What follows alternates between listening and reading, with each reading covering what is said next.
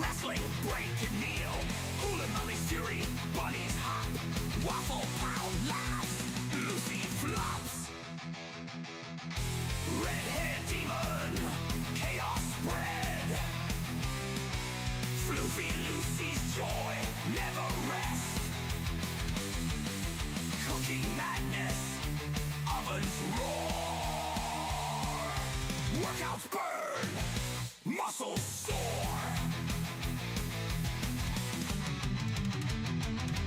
Lucy leaps, fur of might, baking wrath. Cookie fight, pro wrestling, power play. Metal storms, night and day. Waffle pounds, laughter, Steven screams loud. Red hair flares, never bowed. Floofy Lucy flops, spirits lift. Cooking heat, strength and get. Excess fury, bunnies dash. Wrestling chaos, bodies crash. Metallica's riffs, AJ Punk cry. Hoolin' Molly's fire, reach the sky.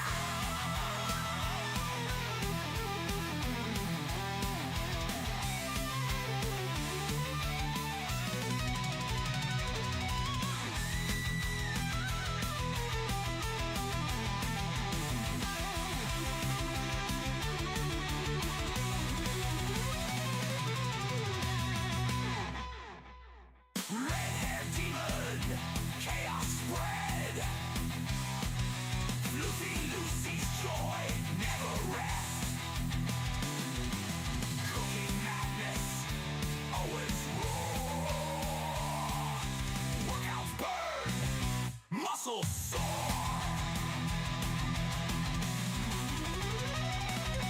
Lucy leaps, fur of might, baking wrath. Cookie fight, pro wrestling, power play. Metal storms, night and day. Waffle pounds, laughter, Steven screams loud. Red hair flares, never bowed. Floofy Lucy flops, spirits lift. Cooking heat, strength and git. Texas fury, bunnies dash. Wrestling chaos, bodies crash. Metallica's riffs, AJ Punk cry. Hoolin' Molly's fire, reach the sky.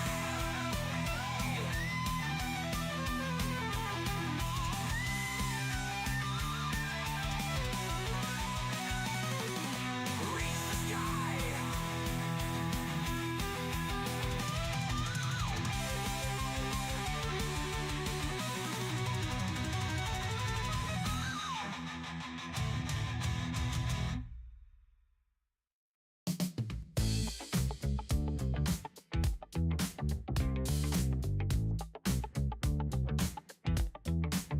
Out in the yard when the moon is high. Oh yeah. There's a deer named Funky Bones. Don't be shy. He tiptoes softly, looking for a treat. Captain Kira's got apples good enough to eat. Oh yeah. Funky Bones with his groove, moving to the beat. Kira's got the apples, they're so sweet. Coming close, just a nibble. Don't be afraid. Look at them dance. It's a backyard rave. Funky Bones, Funky Bones. Don't you hide. Kira's got the apples open wide. Funky Bones, Funky Bones. It's a funky party, just you and me.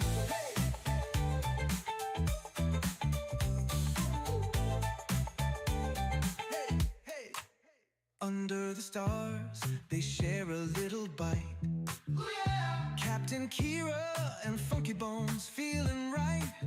With every step, the friendship grows. A funky connection, everybody knows. Now every night, when the moon is high, Kira's in the yard, Funky Bones nearby. They share a moment in the cool night air.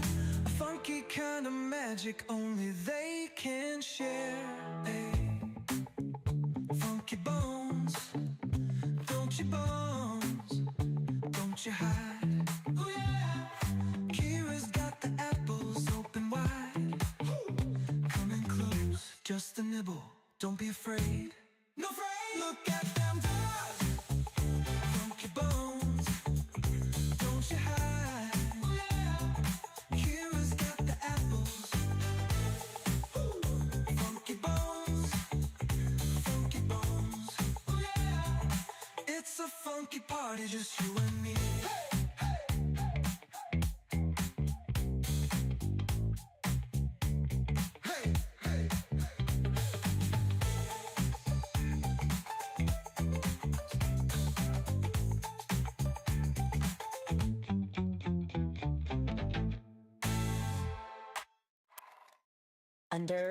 Under the stars, they share a little bite. Yeah. Captain Kira and Funky Bones feeling right with every step. The friendship grows. Funky connection. Everybody knows now every night when the moon is high. Kira's in the yard, Funky Bones nearby. They share a moment in the cool night air. Funky kind of magic only they can share. Funky Bones, Funky Bones. Don't you hide. Kira's got the apples open wide. Share a moment in the cool night air. Funky kind of magic only they can share.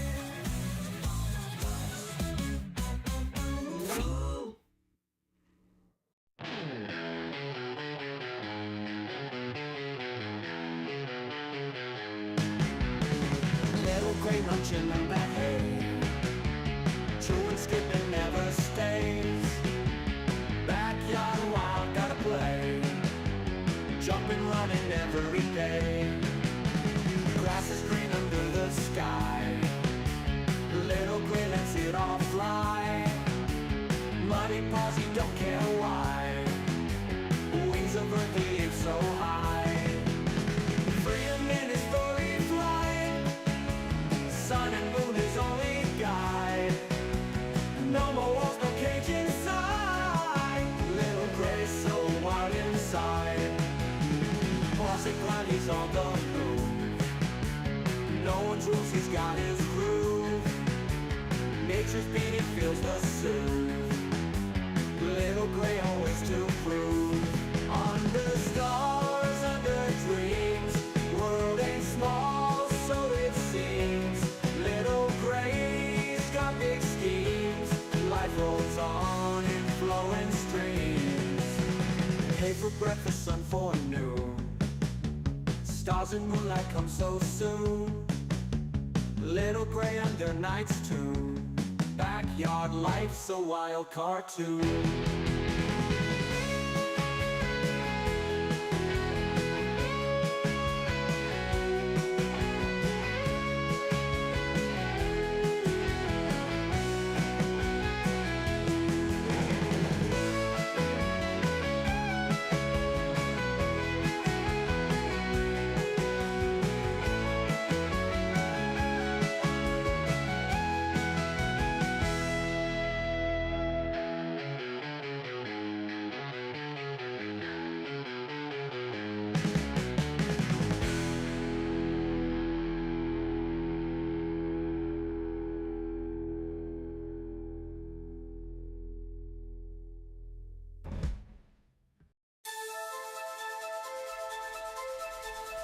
Teeny scrappy rabbit on a naughty spree. Bananas from Capits in Korea, quick to flee. Seasoned sisters jumping wild and free, leapfrogging over Posh spice, too stealthy for me. Cookie bags crumble, Teeny hears the call. Ears twitch, nose sniff, eats it all. Planters sitting, feeling 10 feet tall. Life's a grand adventure, loving it all. Tiny eyes glinting, always on the prowl. Moving through the shadows, stealthy as an owl. Captain Stash pilfered, making her scowl. Teeny's got agility, swift as a howl. Cookie bags crumble, Teeny hears a call. Ears twitch, nose sniff, eats it all. Planters sitting, feeling 10 feet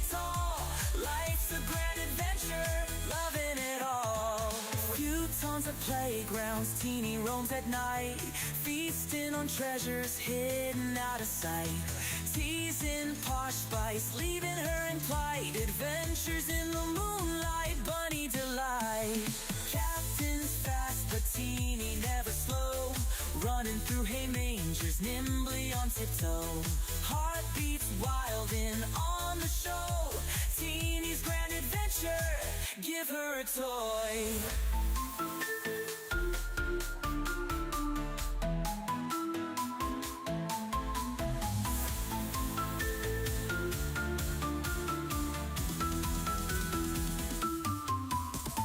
Cookie bags crumble, Teeny hears the call. Ears twitch, nose sniff, eats it all. Planters sitting, feeling 10 feet tall. Life's a grand adventure, loving it all. Futons at playgrounds, Teeny roams at night, feasting on treasures hidden out of sight. Teasing Posh Spice, leaving her in plight. Adventures in the moonlight, bunny delight. Captain's fast but Teeny never slow, running through hay mangers, nimbly on tiptoe. Heartbeats wild and on the show. Teeny's grand adventure, give her a toy.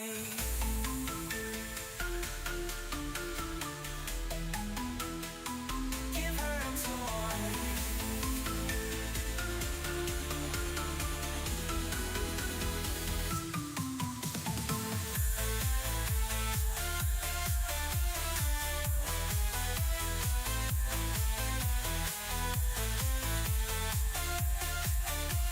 Teeny's grand adventure, loving it all.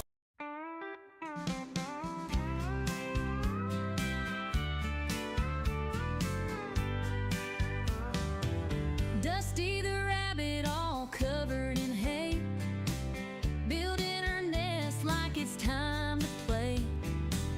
Big floppy ears and a mischievous twitch. In the yard, she's always digging a ditch. She sneaks through with a hop and a skip, eyes wide open, just looking for a trip. Suspicious, she is not denying that fact. Playful trickster, always up to some act. Dusty, Dusty, where have you been? Rolling in the hay, making everything green. Dusty, Dusty, always so sly, with your floppy ears reaching for the sky.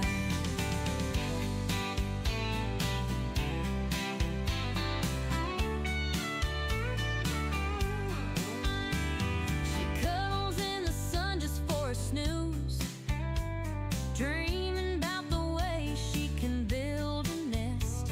Her fluffy tail wiggles when she's on the go. Naughty little Dusty, always stealing the show. She's a Flemish giant with a heart so bold. Every story about her just has to be told. Dusty the rabbit, always in the know, running in circles with a gleeful glow. Dusty, Dusty, where have you been? Rolling in the hay, making everything green. Dusty, Dusty, always so sly, with your floppy ears reaching for the sky.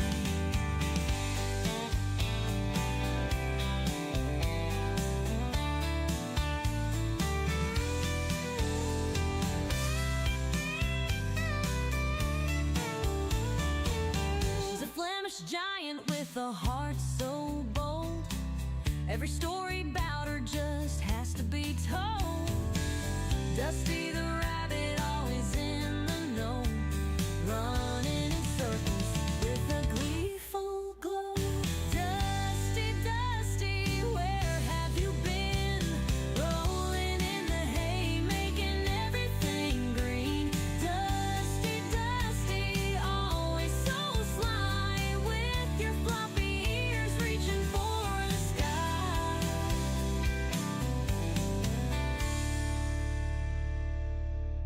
Hmm.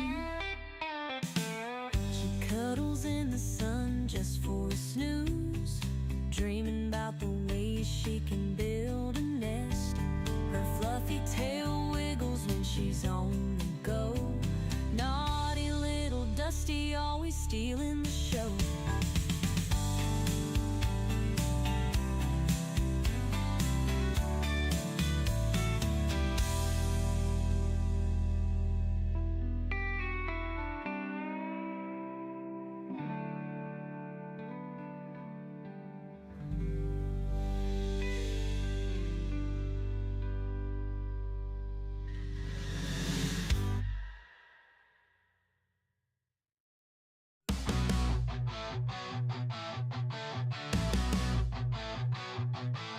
Donkey the rabbit munching cookies all night. Sugar rush plays in a crazy delight. Nibbling faces in a frenzied haze. Friends confused in his cookie craze.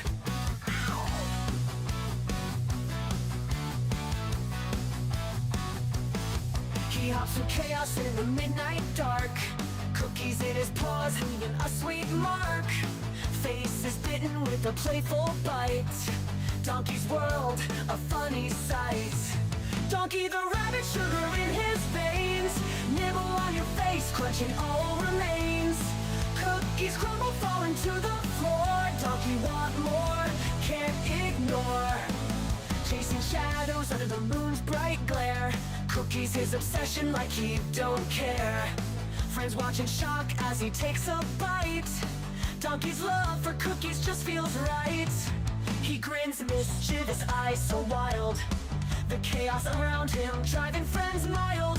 Cookies drop, crumbs scatter in the bush. Donkey's cookie craze never will hush.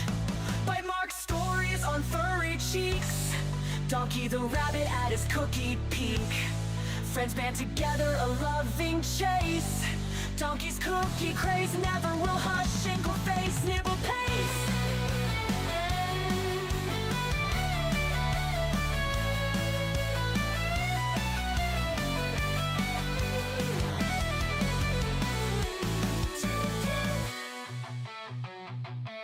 Donkey the rabbit, but sugar in his veins. Nibble on your face, nibble on your face. Cookies come, big bugger falling to the floor. Donkey want more, can't ignore.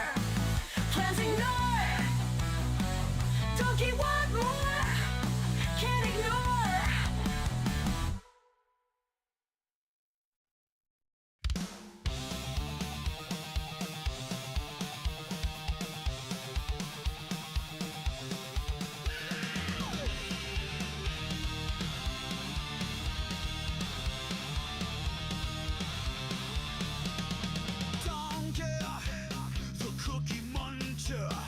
He's a rabbit that can't get enough.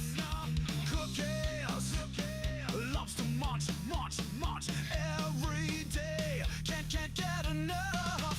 Donkey the rabbit, the cookie muncher. He can never get enough cookies. He never stops eating, because he's a cookie king.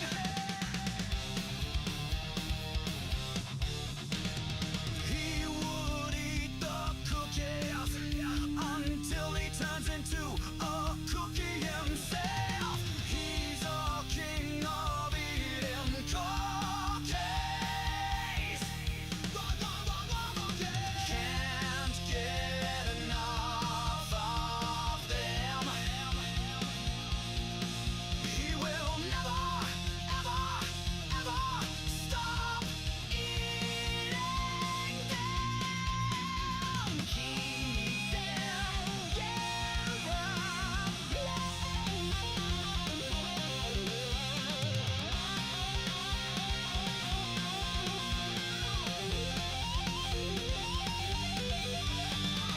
Down to the rabbit, the cookie muncher. He can never get enough cookies.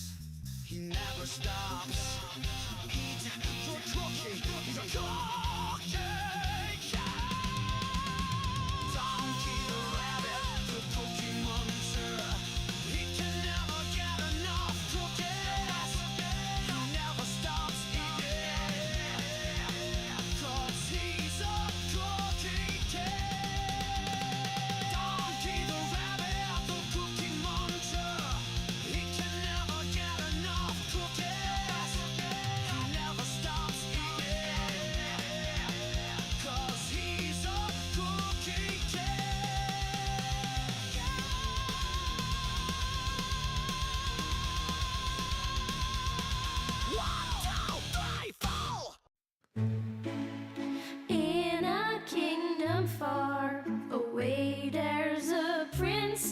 named Kira, with beautiful brown locks and eyes that sparkle.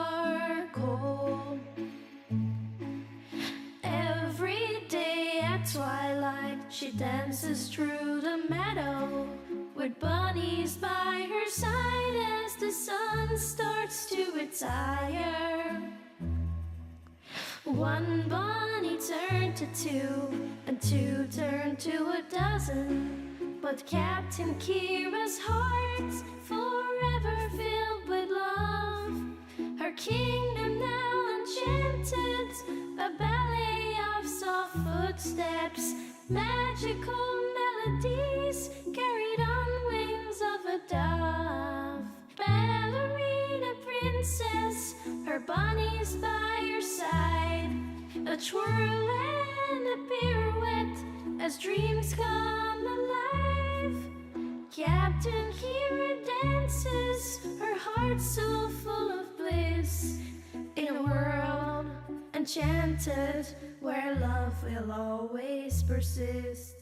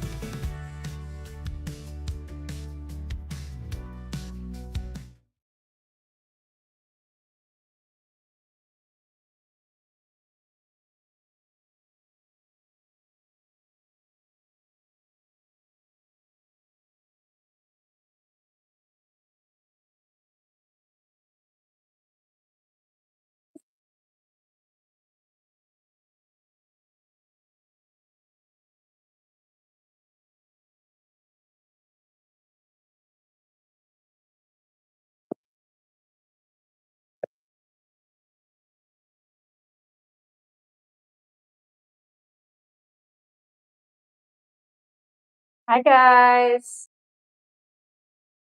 Oh, Donkey's still downstairs. I just saw him. Well, we'll start off by feeding these guys. I may have to carry Donkey upstairs. Do we start with the boys' side, gang? How is everyone doing? How is my chat? Oh, I bet these guys, Dusty, are you going to be super helpful? You're going to be super duper helpful with getting everything out of the basket. What's in there, Dusty? My goodness.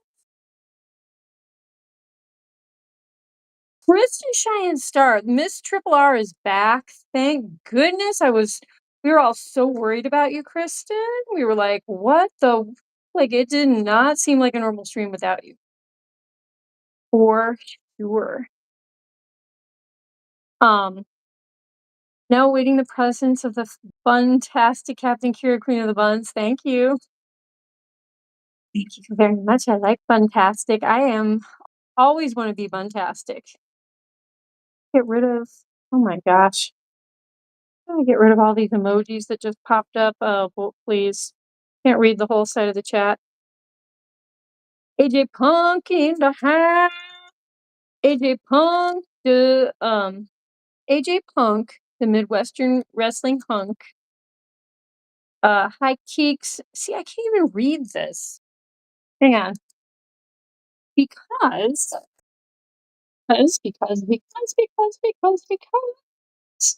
Wait. Am I gonna have to? I actually have to close this and open it again. I think I am. There. Oh no, it's still there. How do I? There we go. Keeks Magikster, K-Dog. How is your day going today? How's everyone else's day? It's a beautiful day in the Bunzerhood. A beautiful day to be a Bunzer. Would you be mine? Would you be mine? You know, it was a nice day. It was a nice day. It unexpectedly rained. I was a bit surprised by that. I had some woolen rugs sitting outside, airing out. and all my laundry was drying outside. But no, it was nice. It was nice. I went to the farmer's market. And then I went all kinds of other places unexpectedly. But they weren't, it wasn't a bad thing. It wasn't a bad thing. I had a lot of unexpected stuff this week. Gotta think about that. Gotta think about why that is. Gotta think about that. It's both parsley. Okay. All right. But yeah, my day was not bad. It was not bad. How was yours, Miss Kristen Giant Star Triple R? Ranch dressing smoothie, K-Dow, um, aka Mustard Queen, the Mustard Queen. Have you seen the Mustard Queen, the Mustard Queen, the Mustard Queen? Have you seen the Mustard Queen? Putting mustard on everything. Do you know the Mustard Queen, the Mustard Queen, the Mustard? Do you? Instead of do you know the Mustard Man? Do you know the Mustard Queen? Donkey, are you coming up here, buddy? Because they're gonna eat everything. I'm kind of concerned that he's gonna miss. He's gonna miss out. You're gonna miss out.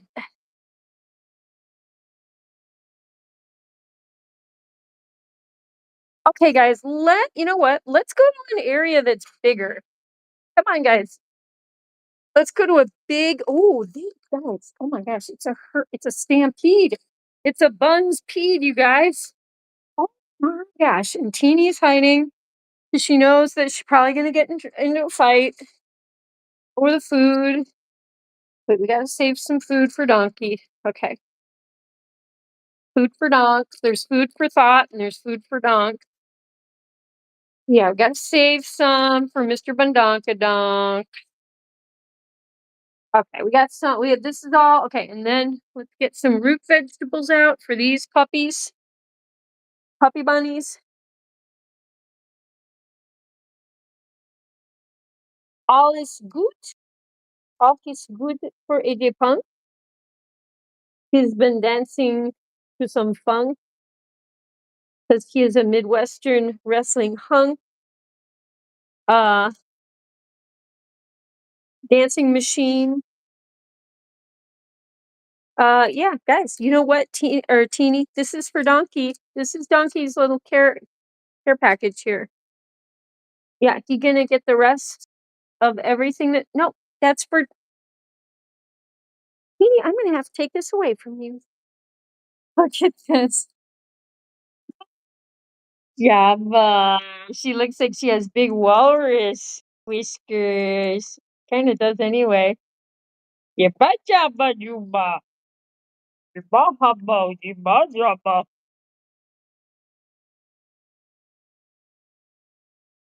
What would Jabba sound like in text to speech?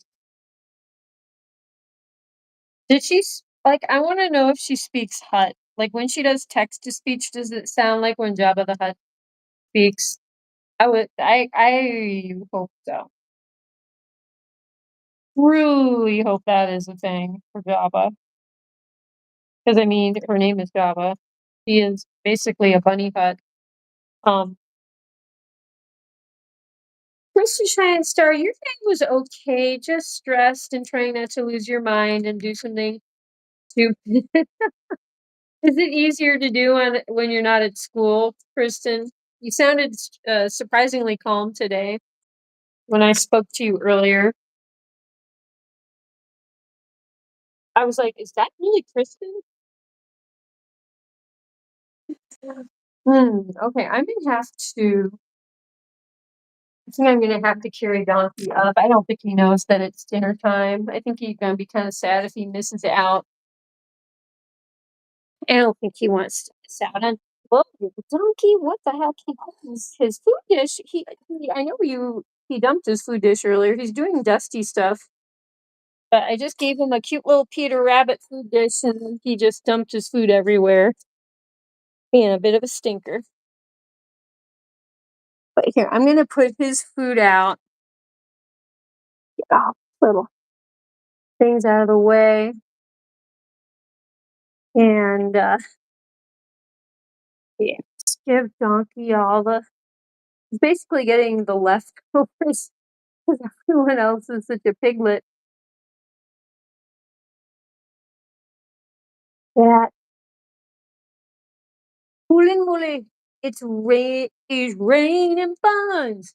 Hallelujah, it's raining buns. And it is so fun. Blue, fat, blue, witchy, and happy. Um, okay, let's get Mr. Bundonkadonk because you know what? Okay, I know what I'll do. I will leave. Let's see if I can do this without getting it to focus on. There we go. Okay. I'm gonna leave this for a second and I'm gonna go get Donks. He doesn't want it.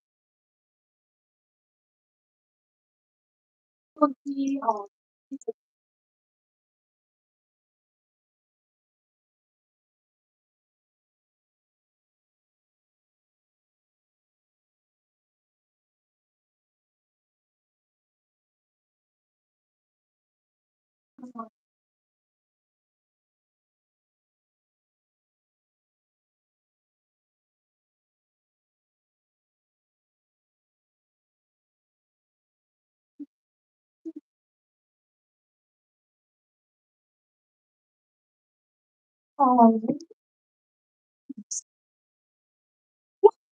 oh my gosh, Jumpy, he missed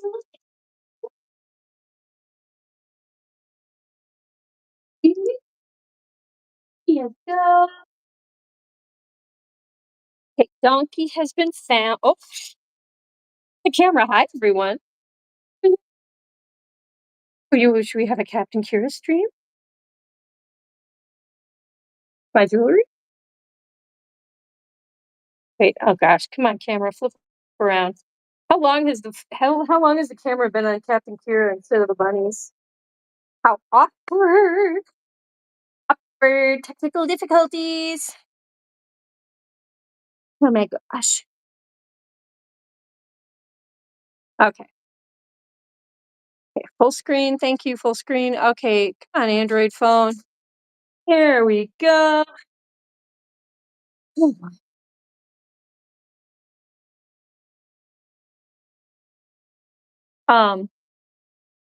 yeah. Oh my gosh. 3 people? Okay. You know what though? All 3 of you are chatting because I've got Hewley, Hoolan Wooly. I've got Christian Cheyenne, Star Triple R, and then I've got AJ Punk. So you know what? What more do you need?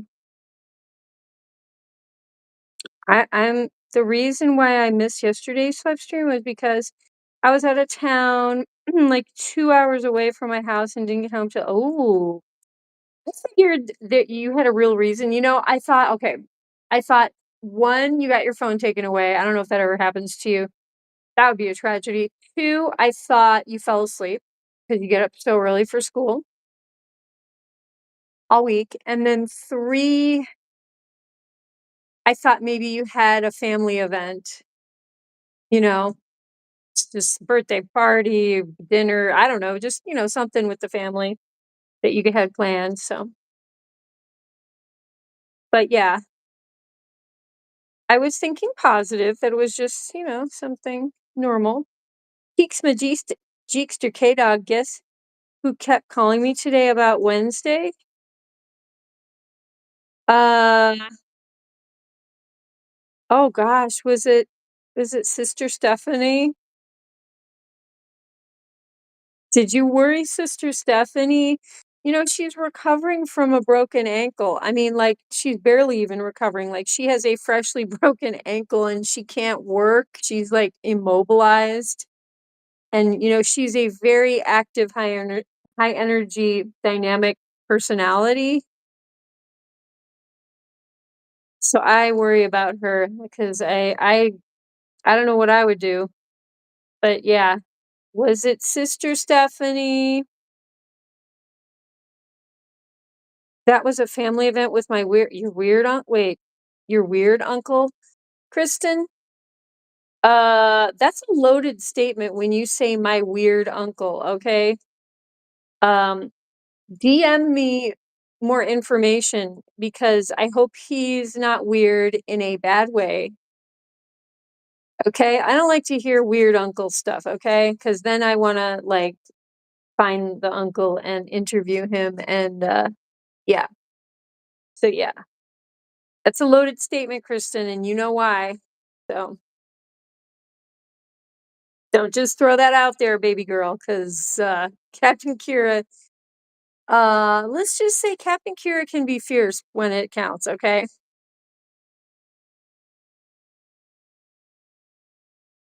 Look at this big boy. I have a polar bear cub in here, and he has very weird ears. He was born with kind of carrot-shaped ears, or like donkey ears. It's like half polar bear, half rabbit. This big polar bear cub hybrid thing. Oh, okay. Thank you, Kristen. Can breathe. Thank you. Mhm. But wait, did you tell me who it was who called you? It was Stephanie, right? It's got to be Stephanie because uh, Sister Campbell's probably not going to call you. She's probably just going to, you know, talk about Wednesday. And I will say this: poor Sister Campbell made 5 million beautiful looking grilled cheese sandwiches for you guys, and she seemed very pleased that, she had something nice to give you guys, and, I understand if you don't like the food, but I didn't think anyone was being very respectful to her, and, you know what? She just did a very kind thing, and I think she was looking forward to spending time with all of you, um and the 2 little ones, I think once she got them in the toddler room, everything was cool, but, she seemed a bit, you know,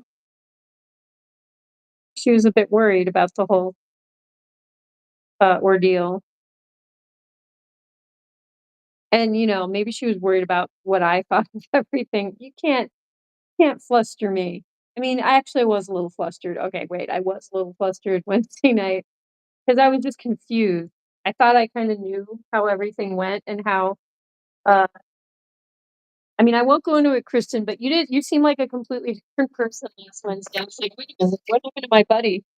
What happened to my buddy Kristen Cheyenne Star Triple R? I was very much looking forward to seeing you, and it didn't seem like you were um happy to see me. Um, it was Stephanie. Okay, what did she say? What was the conversation, Kristen? AJ Punk, you're back. I didn't know you left. Look at this munchy, munchy, munchy, munchy, munchy. I like parsley, yes I do. Gives me fresh breath. How about you? Wheat, the sweet potato king of the Midwest, Mr. Bun Dunkadonk. Wait, uh-oh. I think I smudged my camera lens again. This is highly likely since I uh always am getting into stuff. Oh yeah, that's way better. Oh boy, it's like cataracts have been removed from all of our eyes. Um, I was losing my mind. Oh, okay. All right. You know what? We all have bad days. That was your bad day. Animals. I remember someone once said, I was having problems. I was having problems with my dog. And my neighbor was like, all of us everyone has bad days, can have a bad day. And she said, even animals can just have a bad day. And I was like, oh my gosh, yes. You know what? Any creature can have a bad day. And it's like when the stars align in the right way or the wrong way, or in just a certain way, it's like there can be too many things that build up triggers and stressors and you know what? Tie in a little exhaustion. I think you had low blood sugar, Kristen, is another thing. I mean, ever hear of something called hangry? That is a real thing. My family has blood sugar problems, just kind of in general. Some have diabetes, but like my blood sugar is okay for the most part. I'm not hypersensitive or anything, but there are people in my family that they can't. Their brains do not function once their blood sugar gets to a certain point, and you have to get them food right away, like as quickly as possible, or it's not good. More like you're back in there. Whose butt are we kicking? Not okay. What from one person told me, no one's butt right now, AJ Punk. But you know what? If you're ready to kick butt when I am, let's team up. You know what? We're gonna be a wrestling team. Um, Kira, wait, see, Captain Kira and AJ Punk. I mean, like that sounds cool to me. I think we could totally handle kicking anyone's butt, frankly. Right, AJ Punk, the two of us together. He was telling me to do like 3 things tomorrow for church. Oh, yeah, for Sunday. Then I have to make the food for Wednesday night. Oh, so you gonna make the food. You know what? Sister Stephanie is so clever. I love, Sister Stephanie and we had a dinner. We went out to dinner not too long ago. And she was like, you know what? I was like, you're just so smart. And she was like, she's like, I'm just street smart. You know what I mean? She's so humble, but like she, she knows he has a kind of like a mastermind. Like she just comes up with these ideas out of nowhere, stuff I never would have thought of. I think you know what it is. She has a really creative mind, as does her husband. They both have fun, energetic, creative minds and personalities. Why I think they're delightful people. Okay, so she's telling me it's food for Wednesday night. I don't know anymore half the thing she said. Oh, half the things she said, I didn't listen to her. Kristen, I you know what? Sister Stephanie doesn't call me. She just texts me. I don't know that I've ever had a phone call with her. So like, you know what? Take advantage of that. She's a really neat person and she really cares about other people and thinks about other people. Captain Morgan. Oh, are you who I think you are? Uh so like we were just talking about you that you had not been in the chat. And then Captain Morgan, and then I think uh someone said you might be banned permanently, which okay, I was talking to the Giant Bunch producer about that, and he was like, "Wait a minute, can you ban someone permanently?" And I'm like, "You're asking the wrong person. I never ban anyone." So anyway, I think I know who you are. Welcome back. Um, oh, son of uh, what's his name? Uh,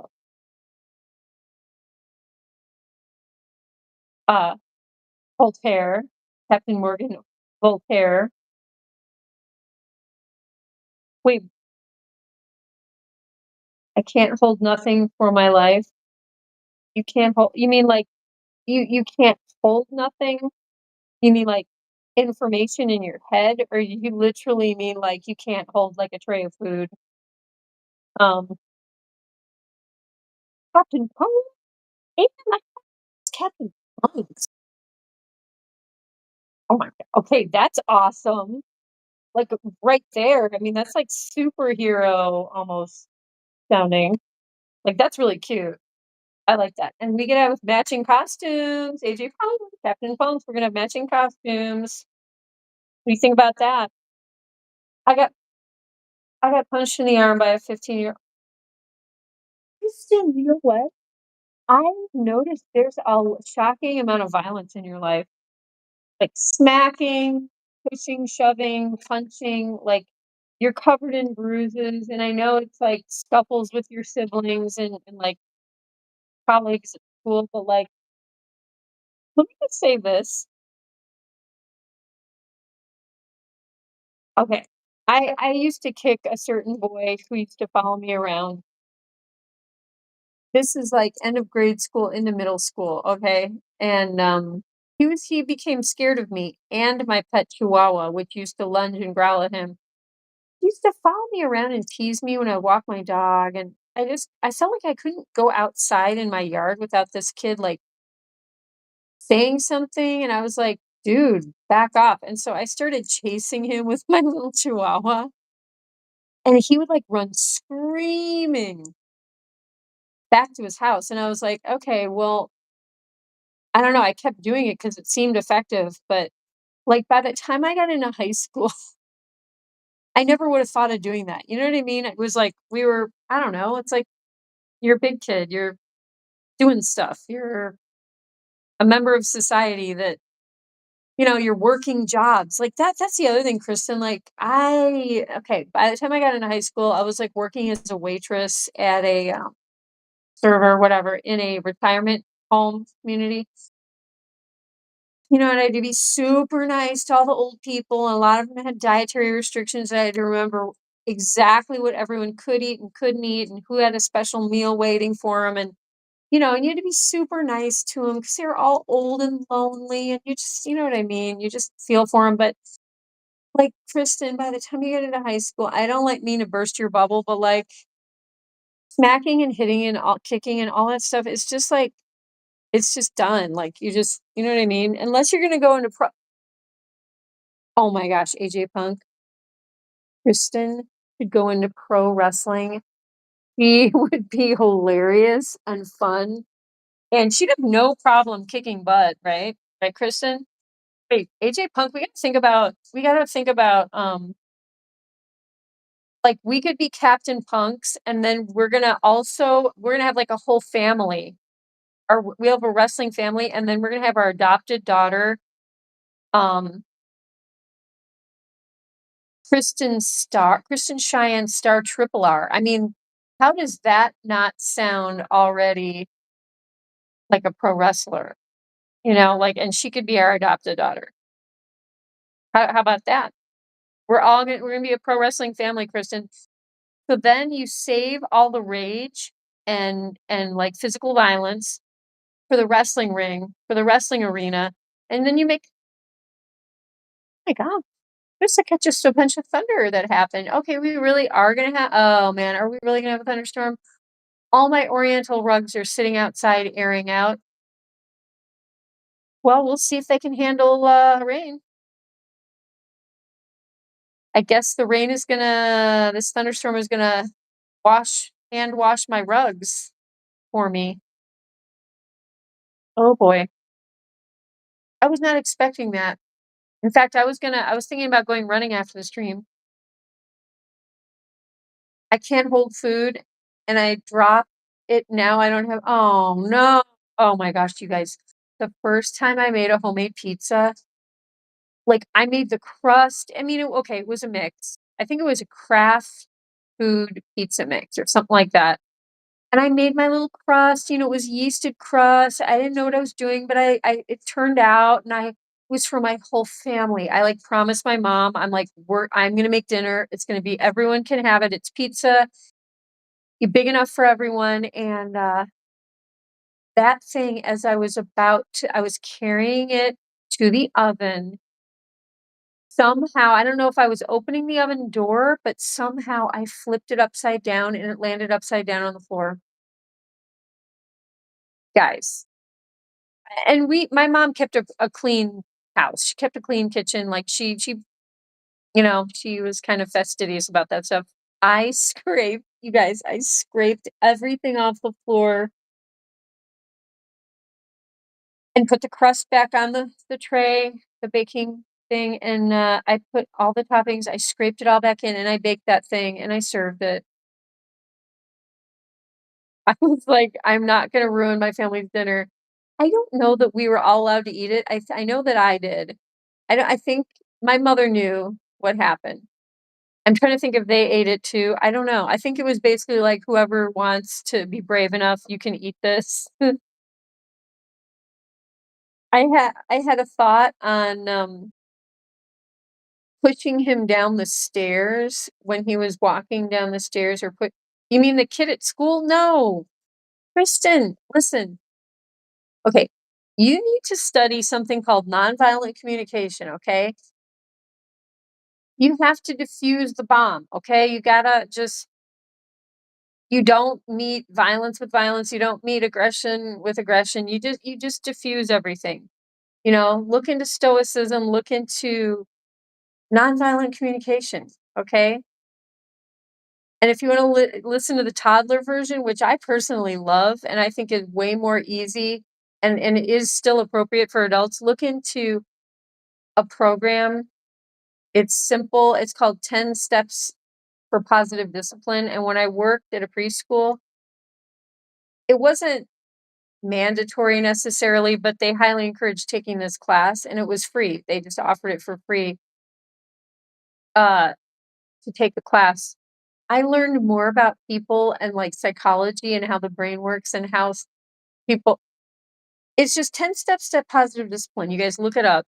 It it teaches you when someone does something you don't like, you don't say, "Hey, stop doing that." Like to a toddler, you don't, "Hey, put that little boat down," or "Why are you breaking that chalk?" Instead you say, "What's up?" You start out by saying, "What's up?" And then maybe the little kid, the little toddler who's breaking the chalk in half will tell you, "My friend wanted chalk too, but I was playing with it. I wanted to give him chalk." You know what I mean? Like they're not doing something bad, so why meet them with negative energy until you understand? Usually people's motivations are positive, or if they're not positive in your eyes, at least they have a good reason. They have a reason. And you got to find out that reason. So before you go and you strike back with physical violence, check in with this person. I think you can easily diffuse the situation by talking to them. And if not, walk away. Find the little hall monitor, go to the principal if you need to, talk to your high school counselor, or just you can always walk away. But if someone actually physically assaults you, that then obviously you got to take that seriously, and you got to contact whoever you're supposed to contact at your school. But no, you can kill a person by pushing them down the stairs, Kristen. Like head injuries, breaking your neck, breaking your back. Yeah, I mean, do you want to get sued and possibly prison time? I mean, like that. No. I had a good long talk with Sir Monster. Okay, Mr. Monster and Kyle Garnica. I remember Kyle. And I kind of realized I needed to get help with therapy, and my sleep apnea was causing my mood. Oh my gosh, you poor thing. Sleep deprivation? Oh, dude. I take responsibility. Good for you. Good for you. Well, we'll give you another chance. Because I thought about you the other day and I was like, wonder what happened, Like I didn't know what was going on. Oh, when I said my weird uncle, yeah, thank you. I don't know how to do that. I must push him. Donkey. Kristen, even Donkey is like not face ripping these days. He has taken that class, 10 Steps to Positive Discipline, Positive Bunzapline, and he is now a stoic Buddha bunny who specializes in being cute and adorable, floofy, and cuddly. And he snuggles with these guys. Now, mind you, through the fence. So that's something that we call boundaries. Mr. Bandonkadonk has learned to deal with his aggression and rage with something called boundaries. And his boundaries are literally stainless steel black bars. You know what? It makes him feel safe. It makes him feel safe, and he doesn't get threatened by anyone anymore. And so, Kristen Giant Star, what makes you feel safe? Makes you feel safe, Kristen. You need to just channel that energy and settle yourself into what makes you feel safe. and to get yourself into that situation. Donuts make you know what? Donuts make me feel extremely safe. And yeah, Kristen, seriously, girl, we need to talk. Sister Stephanie, whoops, I just got rid of the chat. She talked to you. We're gonna have a little talk with Kira. Tell her all about our trouble. Oh man. I feel like that was a bit blasphemous because it's I'm gonna have a little talk with Jesus. I'm not equating myself with Jesus. um, I think Jesus had some very wise philosophy, whether you are a Christian or you even believe in God, you know what I mean? You can look at the Buddha, you can look at, oh gosh, whoever you want, but there are people out there that have written and said some really wonderful things. And when Jesus came along, I mean, he was like, this is something I was taught in like Bible school. Like Jesus was a rock star of his time. He came on the scene and he like think about Jesus with the money handlers, outside the temple. Like he was like a people thought he was like a crazy out of control rock star because he was just looking at things and saying, "This isn't right. I'm gonna do something about it." You know what I mean? It kind of like Kristen Cheyenne star Triple R in school. Like she's trying to figure out what to do when someone does something awful to her, and she's thinking about pushing him down the stairs. Kristen, um, maybe channel a little bit of like try to get some like energy from whoever inspires you. You know, I mean, I think something that disarms people who are like flipping out and being extremely rude, humor. Because guess what? They're being ridiculous. And it's like it diffuses any, oh, I'm trying to be so scary. I'm trying to intimidate you. Just make fun of them. It works every time, you know? I mean, and if they physically touch you in any way, you, what do you guys have nowadays? You have like hall monitors, but you have like security guards. I mean, if someone physically is assaulting you or touching you, got your consent, however they say it these days, like just you gotta tell the security people, right? I mean, that's kind of a no-brainer. Um, no, Patrick, mayonnaise is not an instrument. Oh gosh, now when I read that, I then saw Kristen's donuts thing, and then I thought, this is what my brain did because Kristen is here in the chat. I thought mayonnaise on donuts, and now it just ruined donuts for me. Thanks, Kristen. Thanks. Is mayonnaise an instrument? I don't feel safe. I don't think I would feel safe at your high school. I mean, like people are being mean and like hurting you. Like, oh, but again, Kristen, this is like I remember some boys were elbowing me in the hallway in junior high. As late as junior high, I was being elbowed like painfully and jeered at and like awful, awful. Junior high was just hell. Junior high was absolute hell. But by the time I got to high school, never happened again. Like I know that your high school experience is not mine, but like there is no you guys are mature enough to just I don't know. Can you just stay away from these people? Like physically just like not go near them? That wasn't my fault? Yeah. I don't know, Kristen. Wait a minute. Why is my phone not live? There we go. Guys, okay. Kristen, we're carrying Kristen through her journey a little bit, as a community in the chat and on Discord. And I think that's amazing, you know? But also, Kristen, let's focus on other stuff. Like, what are you people doing this weekend? It is the weekend. I wish I thought I was gonna go kayaking today, and I forgot about it a little bit, and then I did go to the farmer's market, and I had a lot of chores to do, and I did. I focused on home and the chores, but I kinda wish I had gone for that adventure I planned because I don't know, maybe I can do it tomorrow. Maybe I can do it tomorrow. There's not as much time tomorrow, though, for me. But is anyone else, like, eating food? Did anyone get to do some cooking because they're home more on the weekend? And, yeah, people watching movies, they going out seeing music. What was the other thing, you guys? I was supposed to go to another farmer's market, a smaller one that Krispy Kreme, our beloved Krispy Kreme, was part of. He was participating as a vendor. And another guy was playing in a band at this farmer's market that I saw playing in a band the other night, and he was awesome. And I was like, hey, yeah, awesome stuff. And he was like, well, yeah, come see me play at this farmer's market thing. And then Krispy Kreme was like, oh my gosh, that's the one I'm going to be at. So it was kind of a no brainer that, oh, yeah, I'm going to go to that.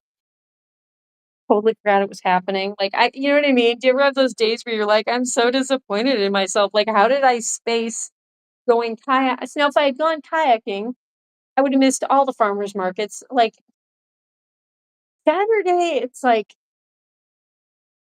the good news is there's a lot to do right now. The bad news is you literally can't do it all. And especially can't do things that you've forgotten about. Makes it harder. It does make it a little harder. Oh boy.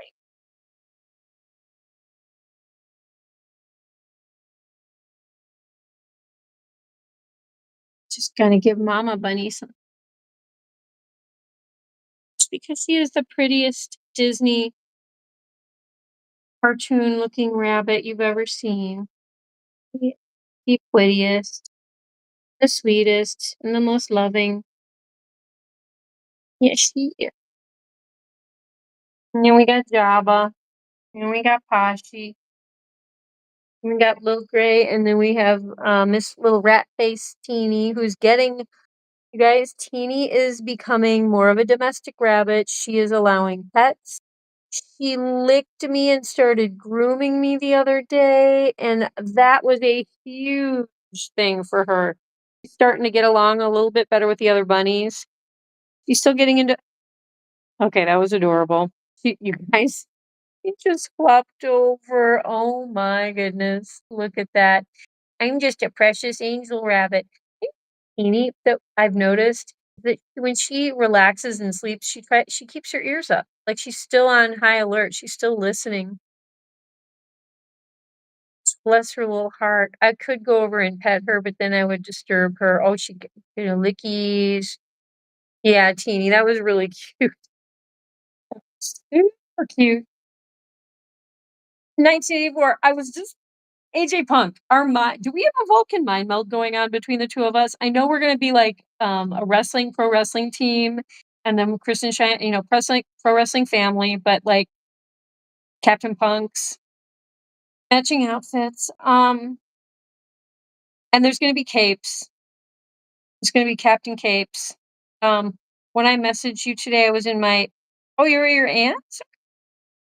And by your aunt's, is that the aunt that I know from church? Because I love her. She is super cool. I am eating Glade packet. Kristen, that stuff is full of like chemical dye and artificial flavors. Like, girl, I mean, if you have it highly diluted with water and you're drinking some of it, I mean, it's not that bad, but like, you're eating the packet? No, don't do that to your brain, baby girl. Have some real tea, have like a real drink. No. Ah, yes. Okay, do we want 1984? Okay, let's go for it. Let's do it. Oh gosh, there's still a lot of food here, you guys. Not that hungry? It's a little hot up here. Maybe I'm gonna turn the air conditioning on after the stream. Okay. Okay, I think it just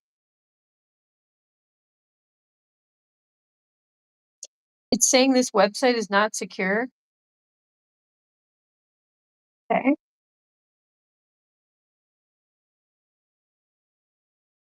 Where is okay, part 2, yeah, chapter 4. Yes. Yay. Okay, that makes me happy. I don't have to spend time looking. Okay, Winston looked round the shabby little room above Mr. Charrington's shop. Side the window, the enormous wait. Okay, did we miss? Are we in fact? Hang on. Part 2, chapter 4. You know what? Does anyone remember? Is this the correct chapter?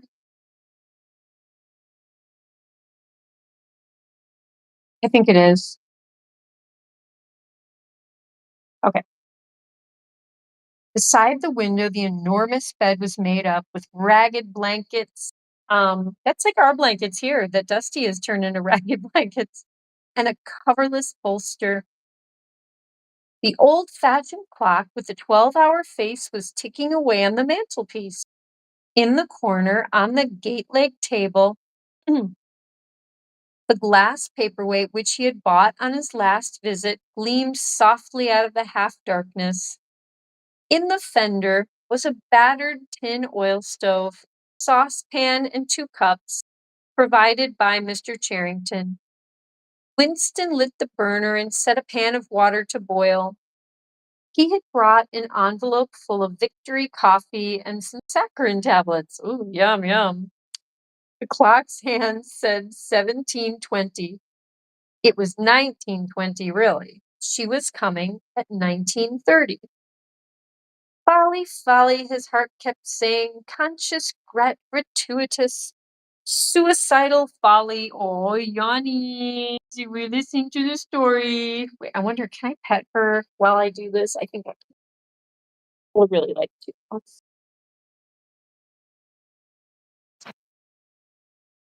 Um, maybe I can I need to prop something up here. Okay. I think you can see Delph if I do that. Okay. Um, of all the crimes that a party member could commit, this one was the least possible to conceal.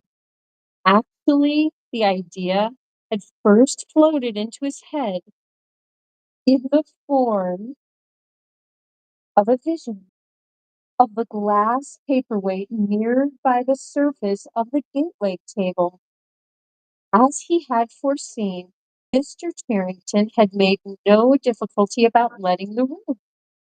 He was obviously glad of the few dollars that it would bring him, nor did he seem shocked or become offensively knowing when it was made clear that Winston wanted the room for the purpose of a love affair. Instead, he looked into the middle distance and spoke in generalities with so delicate an air as to give the impression that he had become partly invisible. Privacy, he said, was a very valuable thing.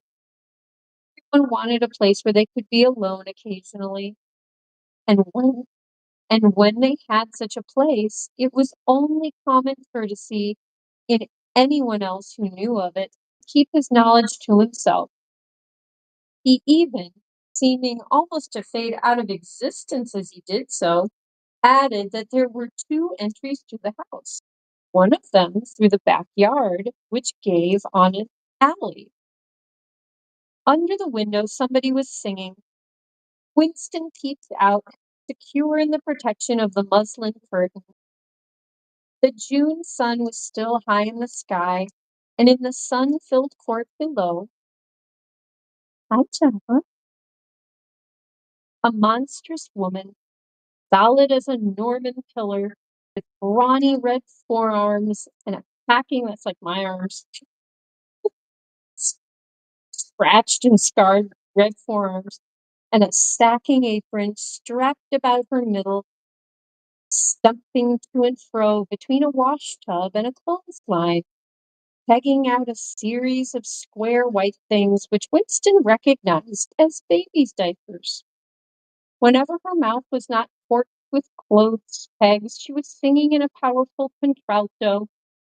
It was only an hopeless fancy. It passed like an April dye. But a look and a word and the dreams they stirred, they have stolen my art away. The tune had been haunting London for weeks past. It was one of the countless similar songs published for the benefit of the proles by a subsection of the music department. The words of these songs were composed without any human intervention whatever on an instrument known as a versificator. Oh my gosh, you guys, that is exactly AI music stuff without composed without any human intervention. Well, you've got to do some human intervention. I mean, I guess you don't have to, but the woman sang so truthfully. Hi, Dell. No, I'm gonna be in the camera. Yeah, mom's gonna be in the camera. I want you in the camera, baby.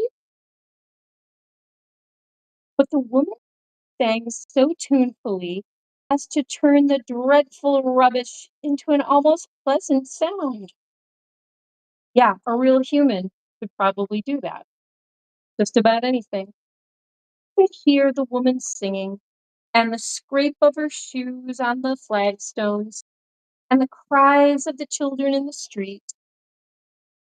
And somewhere in the far distance, a faint roar of traffic, and yet the room seemed curiously silent, thanks to the absence of a telescreen. Hmm. You guys, I kind of had something like the telescreen. Well, I mean, I have cameras in here that occasionally go 24/7, if I allow them, but I have this switch, this thing up here, and I can show you guys. I'm sure you've seen it before, but this switch is really loud, and I do not. It really kind of aggravates me, and I don't like the constant noise of it. Um, and I kind of just it kind of reminds me of the telescreen thing a little bit, you know. Not to naysay my whole channel setup, but I mean it is what it is, right? It is putting yourself on YouTube 24/7 is a bit like, Kristen Cheyenne Star sent 4 images. What you sending me during 1984, Kristen? Um, I think I'll have to look at that just after I finish reading because I don't wanna get off of the book right now. Folly, folly, folly, he thought again. It was inconceivable that they could frequent this place for more than a few weeks without being caught. But the temptation of having a hiding place that was truly their own, indoors and near at hand, had been too much for both of them. For some time after their visit to the church belfry, it had been impossible to arrange meetings. Working hours had been drastically increased in anticipation of Hate Week. It was more than a month distant, but the enormous complex preparations that it entailed were throwing extra work onto everybody. Finally, both of them managed to secure a free afternoon on the same day. They had agreed to go back to the clearing in the wood. On the evening beforehand, they met briefly in the street. As usual, Winston hardly looked at Julia as they drifted towards one another in the crowd. But from the short glance he gave her, it seemed to him that she was paler than usual. "It's all off," she murmured as soon as she judged it safe to speak. "Tomorrow, I mean." "What?" "Tomorrow afternoon. I can't come." "Why not?" "Oh, the usual reason. Started early this time." For a moment he was violently angry. During the months that he had known her, the nature of his desire for her had changed. At the beginning, there had been little true sensuality in it. Their first lovemaking had been simply an act of the will. But after the second time, it was different.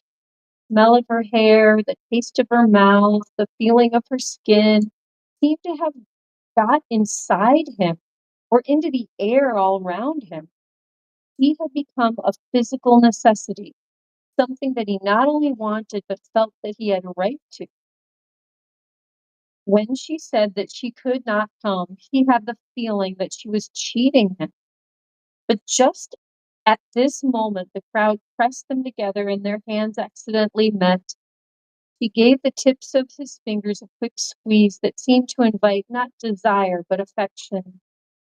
It struck him that when one lived with a woman, this particular disappointment must be a normal, recurring event, and a deep tenderness, such as he had not felt for her before, suddenly took hold of him. Hey, oh,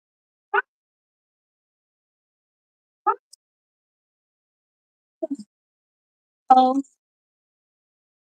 goodness, I got what happens when you have rabbits. This is what happens. Hi. Hi there. Uh-oh, wait, what happened to my video feed? Oh dear. Oh my goodness. Why is my video lagging? There we go. Okay.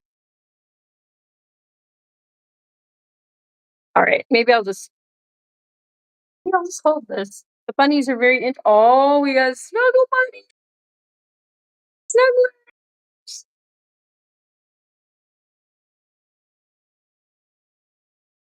All right.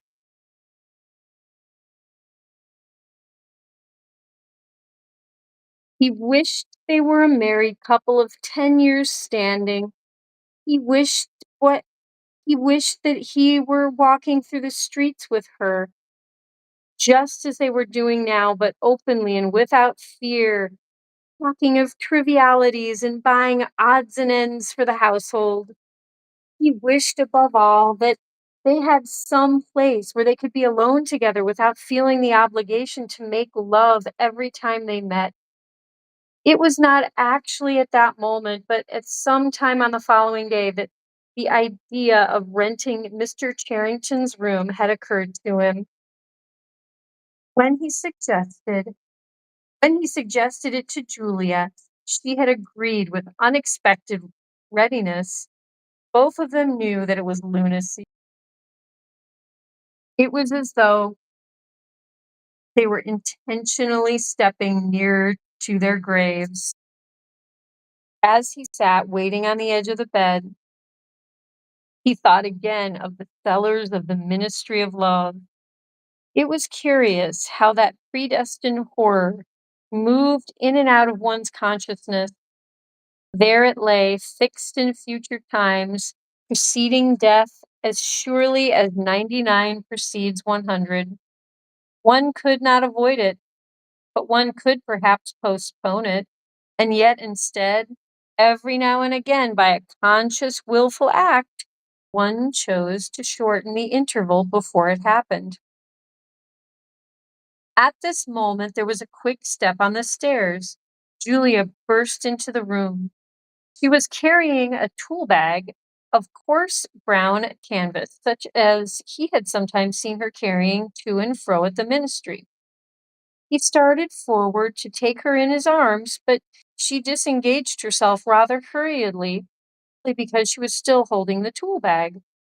Half a second, she said, "Just let me show you what I've brought. Did you bring some of that filthy victory coffee? Thought you would. You can chuck it away again because we shan't be needing it. Look here." She fell on her knees, threw open the bag, and tumbled out some spanners and a screwdriver that filled the top part of it. Underneath were a number of neat paper packets. The first packet that she passed to Winston had a strange and yet vaguely familiar feeling. It was filled with some kind of heavy, sand-like stuff which yielded whenever you touched it. "It isn't sugar," he said. "Real sugar, not saccharine sugar. Here's a loaf of bread, proper white bread, not our bloody stuff, and a little pot of jam. And here's a tin of milk. But look, this is the one I'm really proud of. I had to wrap a bit of sacking round it because—" But she did not need to tell him why she had wrapped it up. The smell was already filling the room, a rich, hot smell which seemed like an emanation from his early childhood, but which one did occasionally meet with even now, blowing down a passageway before a door slammed, or diffusing itself mysteriously in a crowded street, sniffed for an instant and then lost again. "It's coffee," he murmured, "real coffee."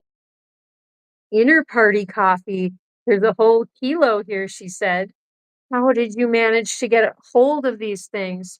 "It's all inner party stuff. There's nothing those swine don't have. Nothing. But of course, waiters and servants and people pinch things. And look, I got a little packet of tea as well." Winston had squatted down beside her, tore open a corner of the packet. "It's real tea, not blackberry leaves. There's been a lot of tea about lately. They've captured India or something," she said vaguely. "But listen, dear, I want you to turn your back on me for 3 minutes. Go and sit on the other side of the bed. Don't go too near the window. And don't turn round till I tell you." Winston gazed abstractedly through the muslin curtain. Down in the yard, the red-armed woman was still marching to and fro between the washtub and the line. She took 2 more pegs out of her mouth and sang with deep feeling. "They sigh that time is all things. They sigh you can always forget. But the smiles and the tears across the years, they twist my heartstrings yet." She knew the whole driveling song by heart, it seemed. Her voice floated upward with the sweet summer air, very tuneful, charged with a sort of happy melancholy. One had the feeling that she would have been perfectly content if the June evening had been endless and the supply of clothes inexhaustible, to remain there for 1,000 years, pegging out diapers and singing rubbish. It struck him as a curious fact that he had never heard a member of the party singing alone and spontaneously. It would even have seemed slightly unorthodox, a dangerous eccentricity, like talking to oneself. Perhaps it was only when people were somewhere near the starvation level that they had anything to sing about. "You can turn round now," said Julia. He turned round and for a second almost failed to recognize her. What he had actually expected was to see her naked. But she was not naked. The transformation that had happened was much more surprising than that. He had painted her face. He must have slipped into some shop in the proletarian quarters and bought herself a complete set of makeup materials. Her lips were deeply reddened, her cheeks rouged, her nose powdered. There was even a touch of something under the eyes to make them brighter. It was not very skillfully done. Winston's standards in such matters were not high. He had never before seen or imagined a woman of the party with cosmetics on her face. The improvement in her appearance was startling. With just a few dabs of color in the right places, she had become not only very much prettier, but above all, far more feminine. Her short hair and boyish overalls merely added to the effect. As he took her in his arms, a wave of synthetic violets flooded his nostrils. He remembered the half-darkness of a basement kitchen and a woman's cavernous mouth. It was the very same scent that she had used, but at the moment it did not seem to matter. "Scent too," he said. "Yes, dear, scent too. Do you know what I'm going to do next? I'm going to get hold of a real woman's frock somewhere and wear it instead of these bloody trousers. I'll wear silk stockings and high-heeled shoes. In this room, I'm going to be a woman, not a party comrade." They flung their clothes off and climbed into the huge mahogany bed. It was the first time that he had stripped himself naked in her presence. Until now, he had been too much ashamed of his pale and meager body, with the varicose veins standing out on his calves and the discolored patch over his ankle. There were no sheets, but the blanket they lay on was threadbare and smooth, and the size and springiness of the bed astonished both of them. "It's sure to be full of bugs, but who cares?" said Julia. "One never saw a double bed nowadays except in the homes of the proles." Winston had occasionally slept in one in his boyhood. Julia had never been in one before, so far as she could remember. Presently they fell asleep for a little while. When Winston woke up, the hands of the clock had crept round to nearly 9. He did not stir because Julia was sleeping with her head in the crook of his arm.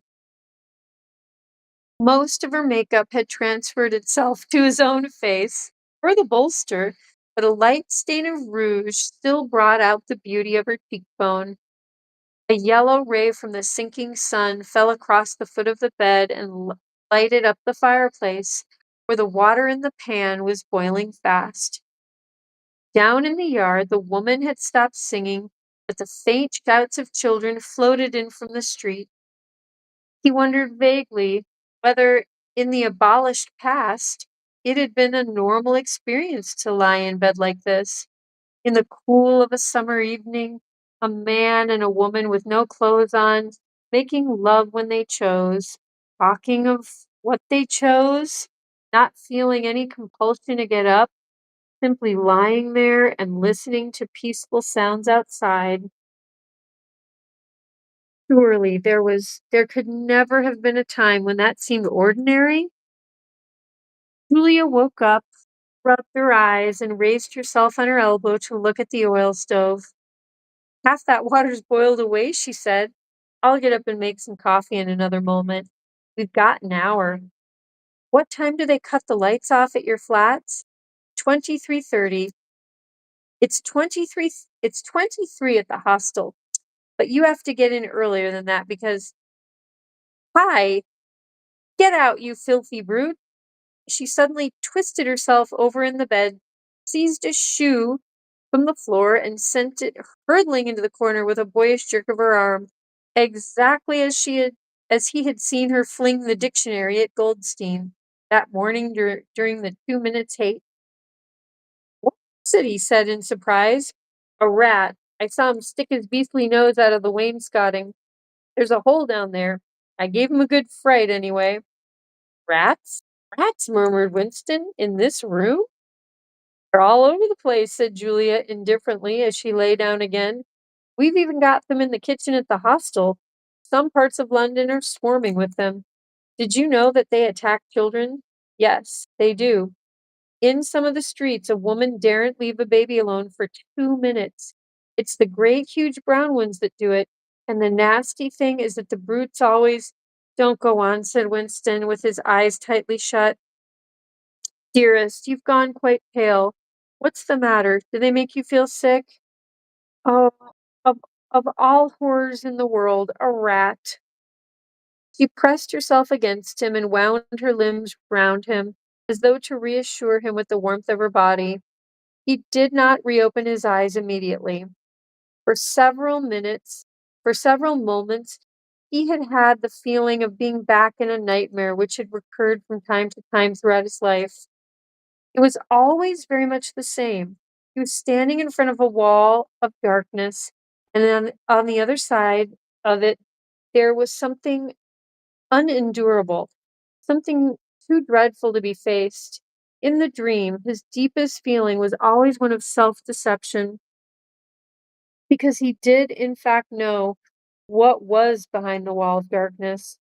With a deadly effort, like wrenching a piece out of his own brain, he could even have dragged the thing into the open. He always woke up without discovering what it was, but somehow it was connected with what Julia had been saying when he cut her short. I'm sorry, he said, it's nothing. I don't like rats, that's all. Don't worry, dear. We're not going to have the filthy brutes in here. I'll stuff the hole with a bit of sacking before we go. And next time we come here, I'll bring some plaster and bung it up properly. Already the black instant of panic was half forgotten. Feeling slightly ashamed of himself, sat up against the bedhead. Julia got out of the bed, pulled on her overalls, and made the coffee. The smell that rose from the saucepan was so powerful and exciting that they shut the window lest anybody outside should notice it and become inquisitive. What was even better than the taste of the coffee was the silky texture given to it by the sugar, a thing Winston had almost forgotten after years of saccharin. With one hand in her pocket, wait, with one hand in her pocket and a piece of bread and jam in the other, Julia wandered about the room, glancing indifferently at the bookcase, pointing out the best way of repairing the gate leg table, plumping herself down in the ragged armchair to see if it was comfortable, and examining the absurd 12-hour clock with a sort of tolerant amusement. He brought the glass paperweight over to the bed to have a look at it in a better light. He took it out of her hand, fascinated as always by the soft, rain-watery appearance of the glass. "What is it, do you think?" said Julia. "I don't think it's anything. I mean, I don't think it was ever put to any use. That's what I like about it. It's a little chunk of history that they've forgotten to alter. It's a message from 100 years ago, if one knew how to read it. And that picture over there," she nodded at the engraving on the opposite wall. "What would that be 100 years old?" "More. 200, I dare say. One can't tell. It's impossible to discover the age of anything nowadays." She went over to look at it. "Here's where that brute stuck his nose out," she said, kicking the wainscoting immediately below the picture. "What is this place? I've seen it before somewhere." "It's a church, or at least it used to be. St. Clement Danes, its name was." The fragment of rhyme that Mr. Charrington had taught him came back into his head, and he added half nostalgically, "Oranges, oranges and lemons, say the bells of St. Clement's." To his astonishment, she capped the line. "You owe me 3 farthings, say the bells of St. Martin's." "When will you pay me?" So say the bells of Old Bailey. I can't remember how it goes on after that, but anyway, I remember it ends up, "Here comes a candle to light you to bed. Here comes a chopper to chop off your head." It was like the two halves of a countersign. But there must be another line after the bells of Old Bailey. Perhaps it could be dug out of Mr. Charrington's memory, if he were suitably prompted. "Who taught you that?" he said. "My grandfather. He used to say it to me when I was a little girl. He was vaporized when I was 8. At any rate, he disappeared." "I wonder what a lemon was," she added inconsequently. "I've seen oranges. They're a kind of round yellow fruit with thick skin." "I can remember lemons," said Winston. "They were quite common in the 50s. They were so sour that it set your teeth on edge even to smell them." "I'll bet that picture's got bugs behind it," said Julia. "I'll take it down and give it a good clean some day. I suppose it's almost time we were leaving. I must start washing this paint off. What a bore. I'll get the lipstick off your face afterwards." Winston did not get up for a few minutes more. The room was darkening. He turned over toward the light and lay gazing into the glass paperweight. The inexhaustibly interesting thing was not the fragment of coral, but the interior of the glass itself. There was such a depth of it, and yet it was almost as transparent as air. It was as though the surface of the glass had been the arch of the sky, enclosing a tiny world with its atmosphere complete. He had the feeling that he could get inside it, and that in fact he was inside it, along with the mahogany bed and the gate leg table and the clock and the steel engraving and the paperweight itself. Paperweight was the room he was in, and the coral was Julia's life and his own, fixed in a sort of eternity at the heart of the crystal. Whoa. That you guys, that's the end of chapter part 2 of the book, chapter 4 of 1984. What? This chapter is pretty profound. It's really awesome. What do you guys think? I know it's getting a little bit later, but does anyone care to talk about the book? Anyone want to say anything about what we're hearing and the whole hate week thing? Does that remind anyone of anything? The whole like a hate rally? I don't know.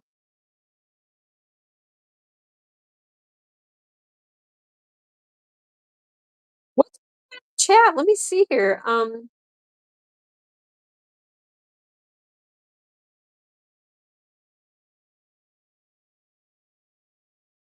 Wait, so there was Kool-Aid. I've mixed cherry Kool-Aid powder with Simply Lemonade. Pretty good. Ooh. I like Kool-Aid packets. Nope, I'm just eating it. Won't be too long before RFK Jr. gets artificial dyes out of our food. I have to say, some of those things that he was suggesting are things that I'm into, and I was like happy about that. You know, I mean, I know freedom of choice and all that stuff, but like you guys in Europe, all those artificial dyes, the ones that are known to give kids ADHD, like serious problems, especially like on the younger kids where their brains are like really, really sensitive and they're just tiny little people. Like, there's a reason that Europe is like smart and like banned that stuff because you know what? We don't want toxins in our food, and technically, some added food additives are toxic. For me, as a I don't know. I have a couple food allergies, but I don't even think it's a food allergy thing, but just is anyone else sensitive to sulfites? Does anyone else get a sulfite headache if they have like MSG or they add sulfites to preserve dried fruits and fruit juices and it's in a surprising amount of things. Um, I also drank like 30 root beers. Woo, yummy. Too much sugar, Kristen? That's not healthy. I think it is. Oh, come on, Kristen. You drink Monster Energy? AJ, is that stuff drink for like a year? But is Monster Energy like natural? Like it seems like it has a bunch of I don't know, it seems like it has a lot of ingredients. I haven't looked at it closely though. You like Monster Energy and the Bang energy drinks and Body Armor? You used to drink Bang before workouts, then I stopped because it was messing with your stomach. Oh dear. Can't go wrong with coffee. True. Kristen, you like coffee, but you like putting a little bit of Kool-Aid mix in the coffee? Kristen, you know what? All the artificial dye in that Kool-Aid could really be messing with your brain, girl, and your mood, and you know what I mean? Like, it can cause ADHD, girl. You gotta stop. You gotta stop with the Kool-Aid. I'm sorry. Find some natural mix.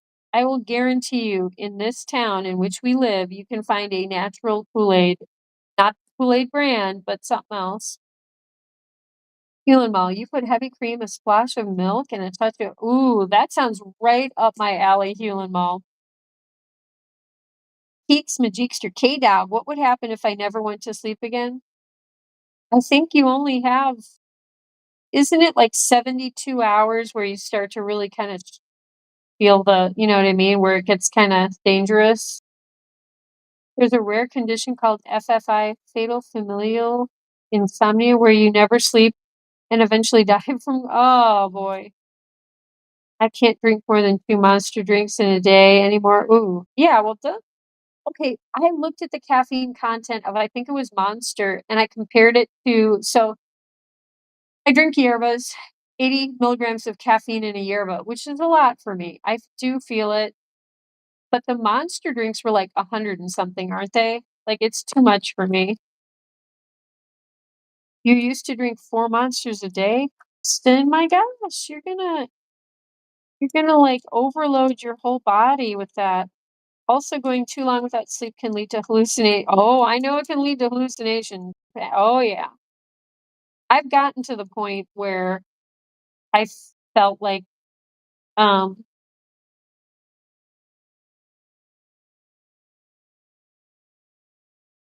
okay, Kristen, that message that you sent me just flashed on my phone for a second. I can't address that right now. I'm in the middle of a stream. Whoa, okay,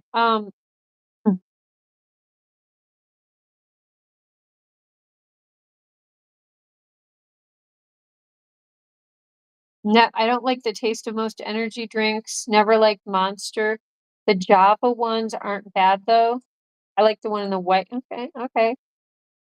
Okay, energy drinks, Hello Restorian, Giant Bunz historian. He just got home from Lothlorien in his DeLorean, dressed as the Mandalorian, singing merrily along to chants Gregorian. Mr. Prestorian. And when he gets home to his girlfriend who happens to be Salvadorian, she make him some Samorian. And then they'll fall asleep on the couch, watching Giant Buns, and we will all be a snoring with our beloved Presto. Oh wait, and I forgot he was playing along on his accordion. Whoa. Yeah, how are you doing, Prestorian? Kristen, boy, Kristen tells us, she tells us everything. You know what? Thank you for that, Kristen. You know what? You're the real deal. Bang has 300 milligrams of caffeine. Well, okay, if I feel 80 milligrams, is that how many is in that? I think one of the cans has 65 and one has 80. I couldn't handle 300. That would, I think my heart would be like going to the races.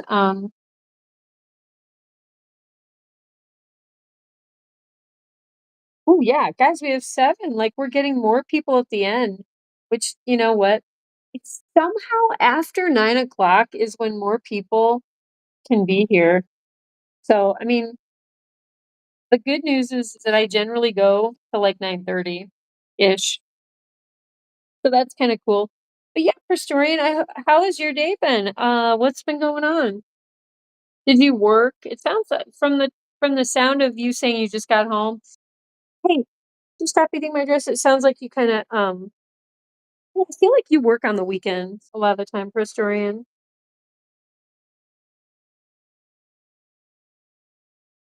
The cotton candy Bang energy drink. All these young people with the caffeine and like, you guys, when I was in high school, I didn't drink coffee. I did drink a little bit of on occasion. Um, but like I was well into my 20s before I ever had coffee. So I don't know. I don't know, guys. I don't know how I ever woke up when I was in high school. I don't know because I had to be there by 7:45. God only knows. I think it was my poor mother who, like, would scrape me out of bed every morning. Oh, yawnies. Oh my gosh, where's Woody Woodland Loops? He just missed a super cute yawn. He loves bunny yawn. He definitely loves bunny yawn. She's just like a piece of silky black satin. You hmm,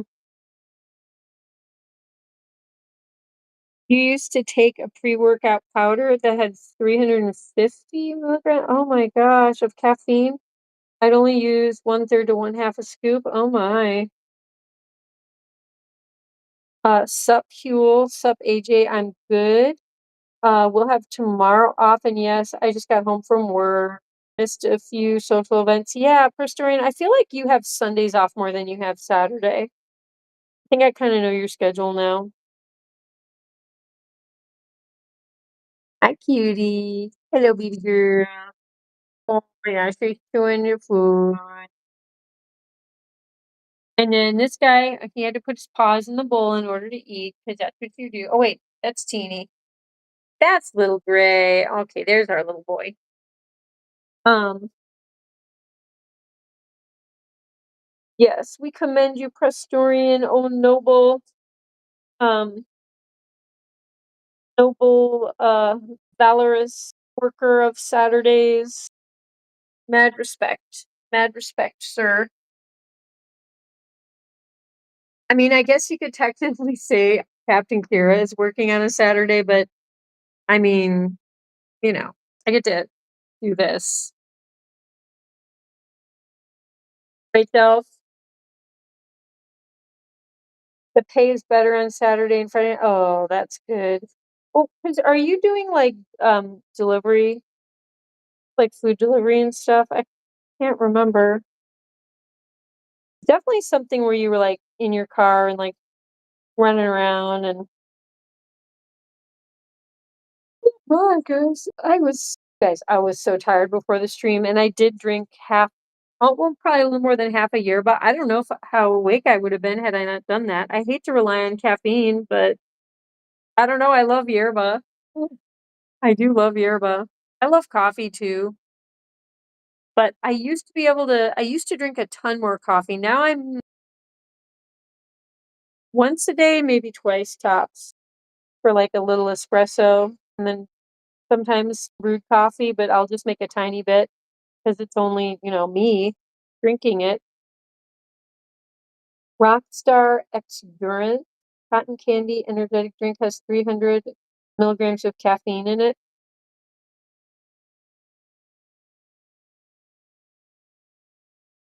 I think that would kill me. Put our paws, gotta put our paws in the food dish. So guys, what is everyone doing tomorrow? I gotta figure out what I'm doing. I gotta figure out if it's gonna be a kayak day,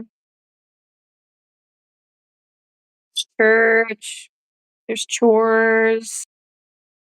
I don't think there's anything else besides getting work done, church, and then possibly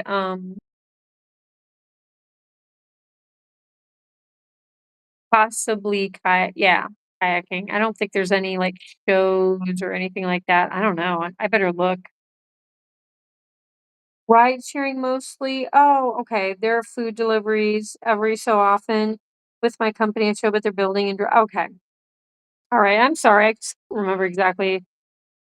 I just know that you're like driving around a ton. Again, mad respect. Always be safe, you know?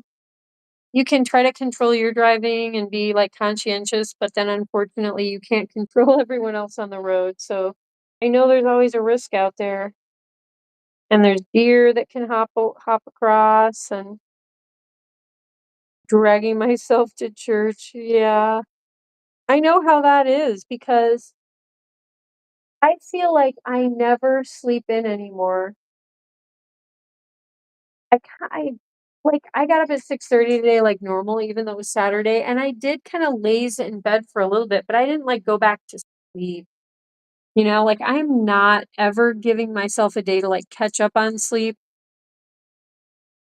and I really am starting to feel it. Like, I really feel like I could just use a day of rest. Um, I get the whole day of rest thing.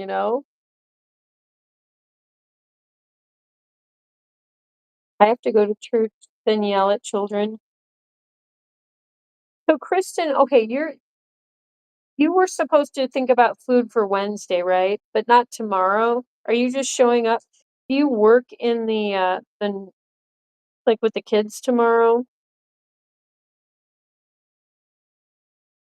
I wish you could just do you ever just get to sit in church? I mean, like that one Sunday that I came when they have the special music and everything, like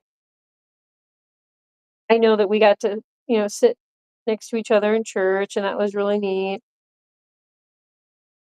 But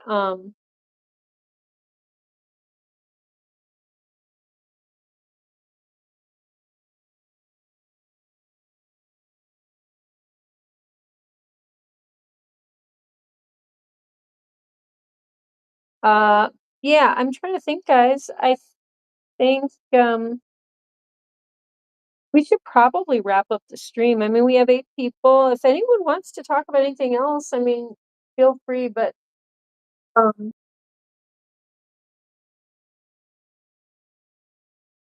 we got lounging cuties. A nice way to wind down your Saturday with cutie buns. I hope Lillian is doing all right. I haven't from her tonight on the chat. Maybe she's listening.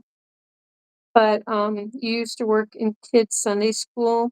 My church calls it children's ministry. Oh, wow, Prestorian? What's that? It's really super sweet. I don't think I don't remember ever like teaching Sunday school or anything like that. When I was a very little kid, they had me working in the church nursery, like and I was a kid, I was totally, like I was in grade school, and I was taking care of all these kids in the church nursery. It didn't feel weird because, like, I really, really had a lot of responsibility with my little brother, and I don't know, I was always, like, the community babysitter and, like, yeah, they had me doing the childcare at the church, so I don't know. It wasn't it's not that I disliked it, but I wasn't like, "Oh, I can't wait to work in the church nursery." I did find it kinda interesting though, because I was like, "Wow, there's a lot of kids shoved in this little room." And then I was like, "Who are the type of people who wanna work adults who wanna work in the church nursery?" Like, I don't know, I felt like they were almost a little crazy to wanna work with the kids when it's like, you could either choose to sit in church and, like, relax and sing and stuff, or you could work like crazy trying to control all these really loud kids, of all these different ages. And I think I thought the adults were kind of crazy that volunteered for that and signed up for that. But I was not I was made to do that. They just said, "Yep, little Kira, you're working with the kids." And I was like, "Oh, here we go. More kids." You stay up on Sundays? What do you mean you stay up late Sunday night?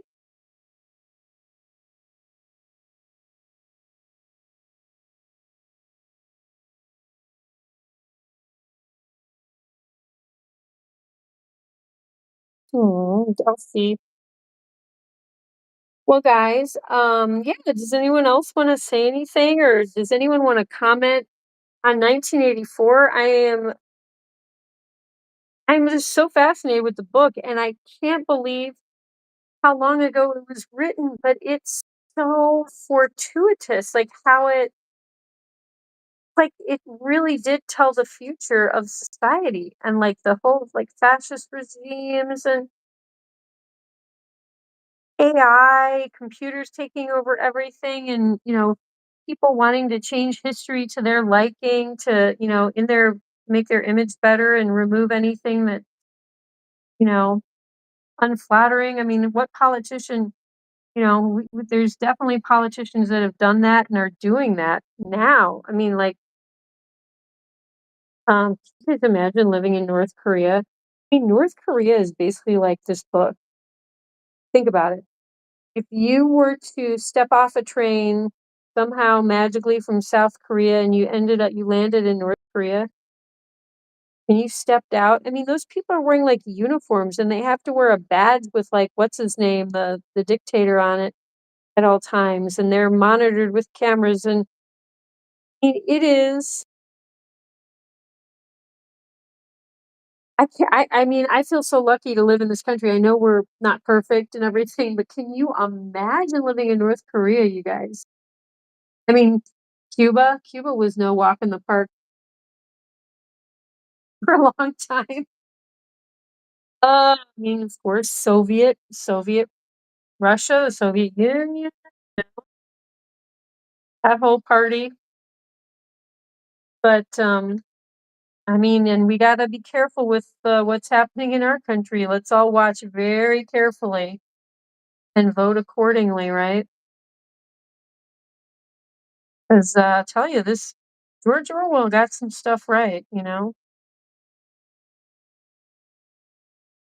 Oh my gosh, Kristen. Kapitan North Korea. Oh boy. If I had a bizarre comedy act, I could definitely do something with that. I feel like that would be very Kids in the Hall or like Monty Python or something, or like Mel Brooksian. The Inquisition, what a show, the Inquisition. Here we go, I bet you're wishing that we'd go away. But the Inquisition's here and it's here to, hey, Takamata, what do you say? Oh boy. I'm still a little broken up about Charlie Kirk. He was such a great man. Okay, so you like Charlie Kirk? I did not have any idea who he was. Never heard of the guy. Um, and I know he's like more of a conservative guy, which I mean, I know that we don't get real political on here, but like I am definitely not some like ultra conservative. I mean, I don't think I belong in any political camp. I am so uniquely just my own thing. But yeah, I did not. I mean, it doesn't matter that I didn't know who he was, but I know some people were big fans of Charlie Kirk, so it was just made it like a zillion times more shocking and visceral and just disturbing, because I think some people thought of him as people who were watching him regularly and following him on social media. I have heard people like almost in tears, just devastated. And it's like, and obviously that wasn't my experience, because I heard the news and I was like, wait, who's Charlie Kirk? Um, what are you streaming late? Banana now, Mr. Weast, banana now, Mr. Weast, banana now, Mr. Weast, banana frittata, pina colada, banana na, Mr. Weast, banana split. I'm not intentionally streaming late. I started on time. Um, tis but scratch. Tis but scratch. You like AI, Kristen? Yeah, AI is getting to be a little, yeah. Oh, yeah, getting a little too much. Yes. The fact that someone can take your image, video, voice, your material, what stuff you've said, and form an AI complete version of you to make videos and make it seem like you did stuff, and I mean, it's crazy. Plus, it's creepy. When you like click on a YouTube video and you're like, oh, that's not actually the person. That's not actually the famous person I thought was going to do a little video. That's some, robot voice. And yeah. And then you can tell the image is not even really them, and getting creepy. Please banana split, yum yum. We. I didn't really know who he was either, but once I learned what he was like, it feels so tragic. Well, I mean, my gosh, I heard how, I mean, all of these things don't really make it, I mean, he's a young guy. Not that we want an older guy, that having an older guy who's dad. He, I mean, it does reinforce that someone has destroyed not only this man's personal life, took his life, but like the kids, the wife, his entire family, like, and then of course he had a big fan base. Like I didn't know like what he did and all that stuff. But I mean, imagine being those kids. I don't know. It's just, and his wife, of course. So like, and it does remind me a little bit of JFK. Like he was a father of, I think it was 2 or 3 kids. Oh gosh, that's terrible. I can't even remember how many kids. But he had a young family and young wife, and but young or old, yeah, murder. My gosh, who are we? Who are we? So yeah, Kristen, like just gonna say, the little skirmishes that you're having and acting out with aggression. It's like just think about what's happening in the world, Kristen. And I know what you're doing is not may not seem that serious, but like you really got to work into. We all have to work ourselves.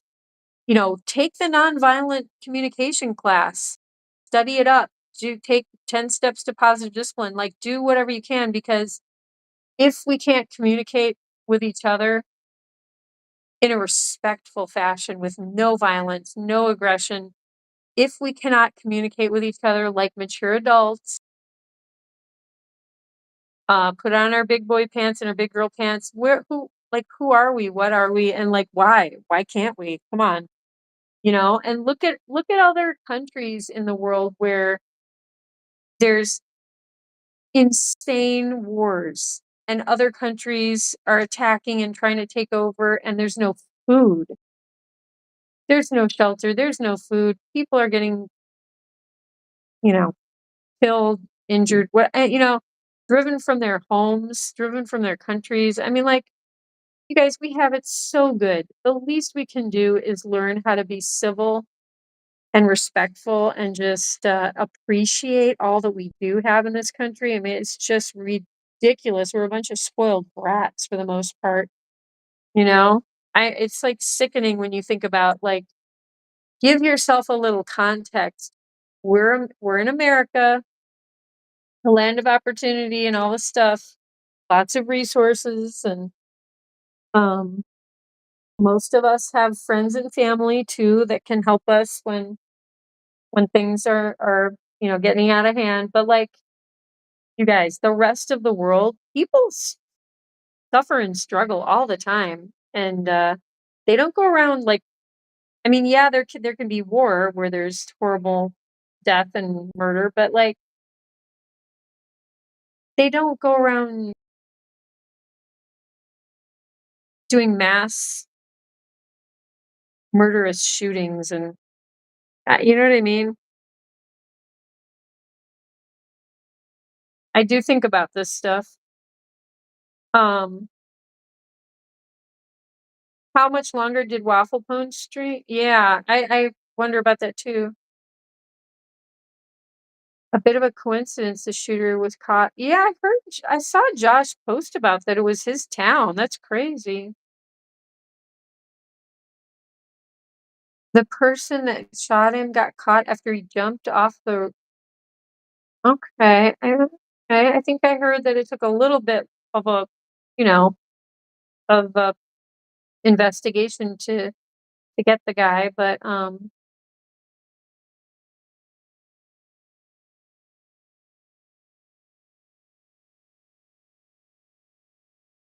yeah, guy lived in Utah. Um, Waffle probably stopped streaming a half hour ago. It's awful his kids aren't even old enough to understand. Oh, are they that young? I wasn't aware of how young they were. I knew that they were pretty young.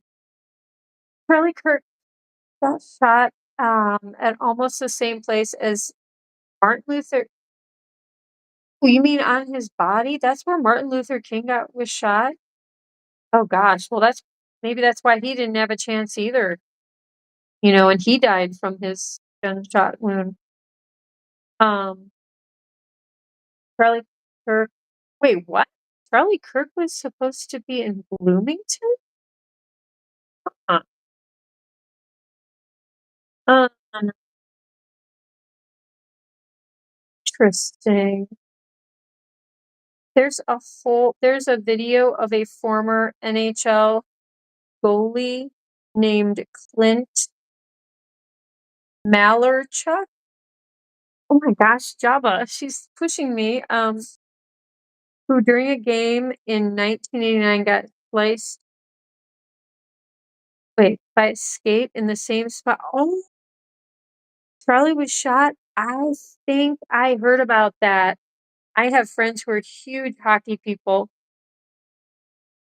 and I had a friend. Get this, you guys. Her dad was at one time the Chicago Blackhawks. He was their doctor.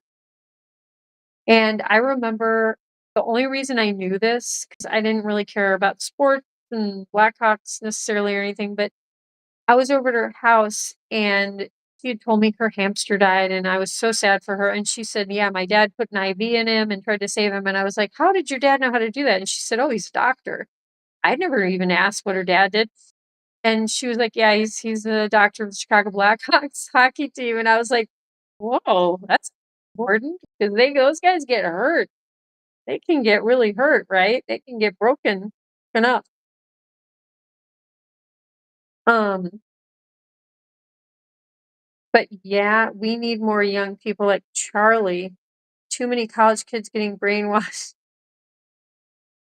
Hewlin Mall. Oh my gosh. You're like, okay, you're in that camp. I can see where Hewlin Mall, I know some people do feel like they belong in a kind of a organized political group, and that's fine. Find where you fit in, find where it speaks to you. I don't fit into that group, I'll tell you that.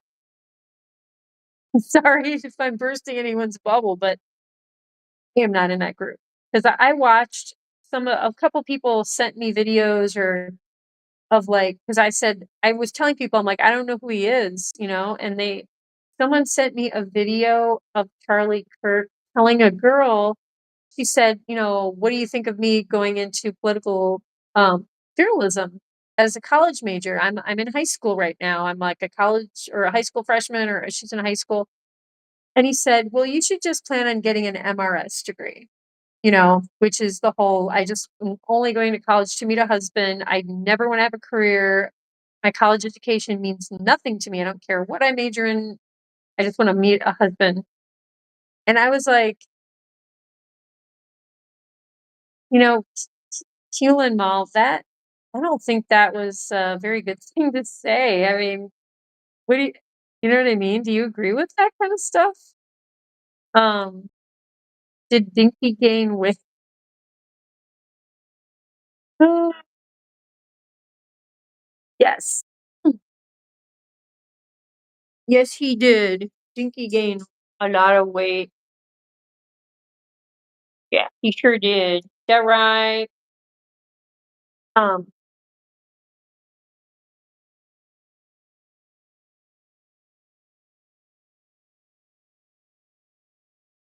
Agreed, Hewlin Mall. So Prestorian is kind of in the same camp as Hewlin Mall. It's okay to share. It's just, I know people say, "Oh, don't put politics on your stream," but I mean, none of us are trying to preach anything and you know what I mean, and condemn anyone or see. I think we can respectfully accept this is what someone likes, what someone else likes, and that's the way it should be. That's the way it should be. You think you're brainwashed? Oh dear. I used to be in the middle politically, but when Trump ran in 2016, he swayed me to more Trump did. What was it about Trump that swayed you to be more conservative? Like, was it a personality thing, or was it something that he said specifically, or was it plans? You know what I mean? Was it a plan, certain thing that he was going to do?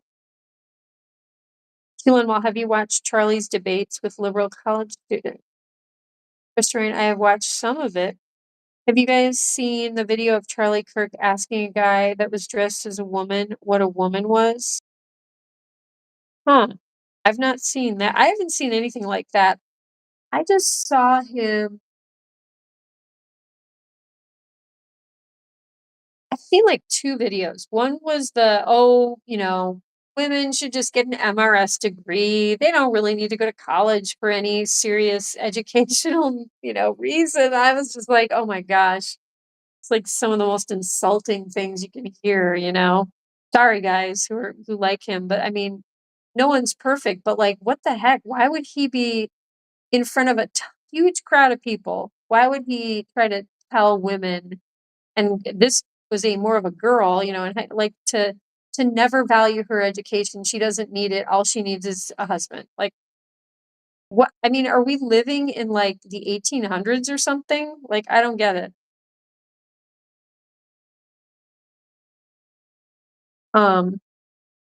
And that's all Charlie tried to do, have civilized discussions with people who disagree with him. Uh-huh. Yeah, he's a master debater. Master debater. Too bad. I just keep thinking of the South Park. Too bad so many people interrupt him during his debates. No college spelled with an A. Well, that says a lot. That's no college, COLLAGE. Oh, COLLAGE. No college for me. I want an MRS degree. I'm going to spell college with an A. Twiddly-dee.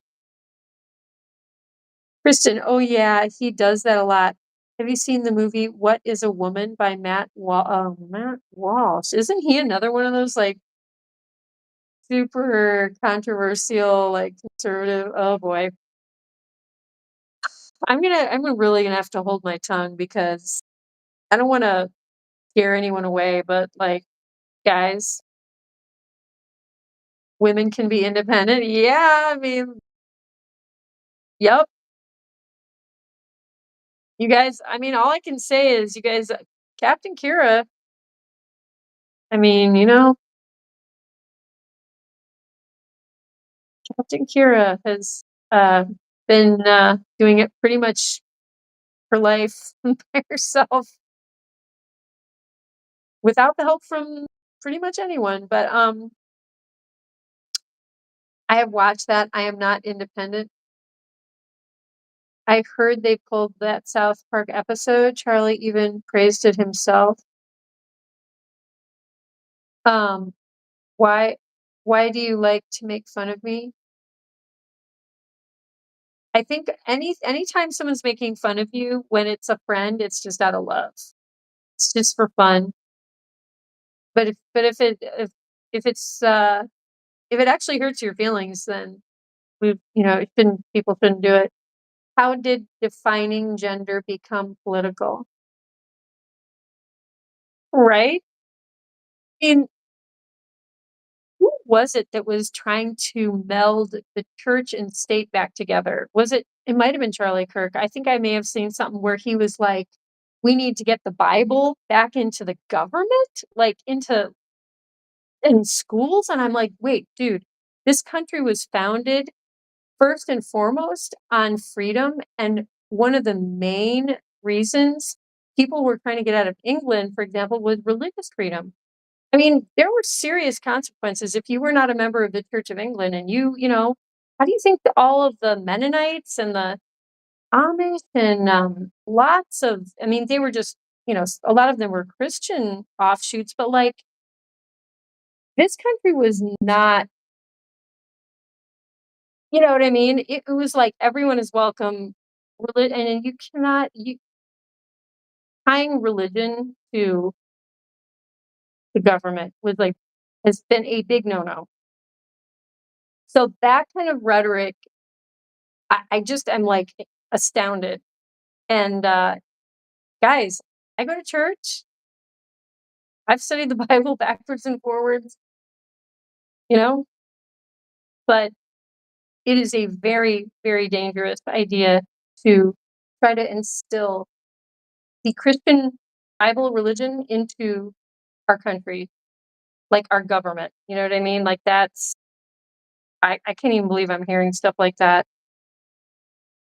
And then there was I think it was just like a conservative Christian community, like organization or something that was saying that voting should be by household and the right for women to vote independently should be repealed and people should just vote as a household and the man will vote for his family. And I was just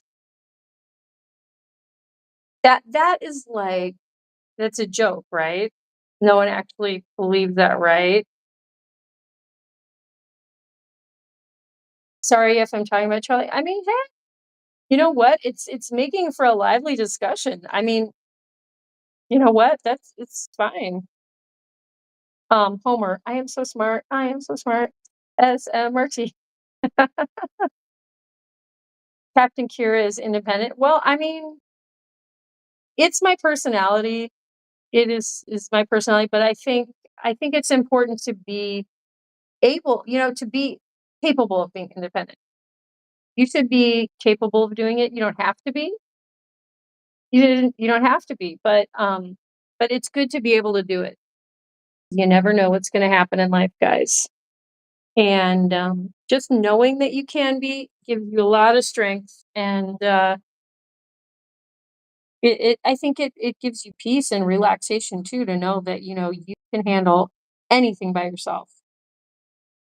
You can fix a car, you can fix a house, you know what I mean? You can move someone's household and lift heavy things and figure out financial things and do your taxes and invest your money into the stock market. You know what I mean? Like these are all things that everyone can do. You know, it's easy if you just figure it out. It says, "In God we trust," and our coins. Yeah, and the thing is, for atheists, that probably isn't so great, and it is controversial that's even on there. But you know, God, you could also, if you're an atheist, okay, so atheists don't believe in like a defined God figure. Okay, I don't know. I'm not an expert, but I will say this. Some atheists might believe in a higher power or the force, you know what I mean? Some kind of formative underlying energy field uh, realm, you know what I mean? So maybe you could say that God can mean different things. Doesn't have to be like a figurehead or. But the good thing about saying "In God we trust" is all the other people who are not atheists. You could be any religion and you have God. You believe in God. So, I mean, I'm not going to hem or haw on the whole "In God we trust" thing because if you're an atheist, you could just look at that and say, "Oh, well, people believe in God and all that stuff." But the money that says "In God we trust" isn't enforcing laws and isn't behind how the country is run, how our schools are run, all that. You know what I mean? You know, nice point, Prestorian, but like some of the ideas that I've heard with embedding the United States within the framework of Bible, the Christian Bible is like, that's insanity. That's not how this country, yeah. Anyway, Cheeks Majeekster, hey dog, it doesn't hurt my feelings. Okay. So many extremes. I believe in balance. Yeah, in nature, extremes are kind of an emergency for wild animals, for weather, for, plants. Like extremes are hard to weather. They're hard on physical bodies, they're hard on plants, they're hard on the earth, the environment. Everything wants to get back to a balance, wants equilibrium, in chemistry and physics. You look at anything, Kristen, you're learning about that in your chemistry and your combined chemistry and physics class. Like everything wants to settle back down into an equilibrium, right? That is the nature of the universe. That is the nature of matter and energy. So, um, extremes never work for very long. They're never real healthy, right?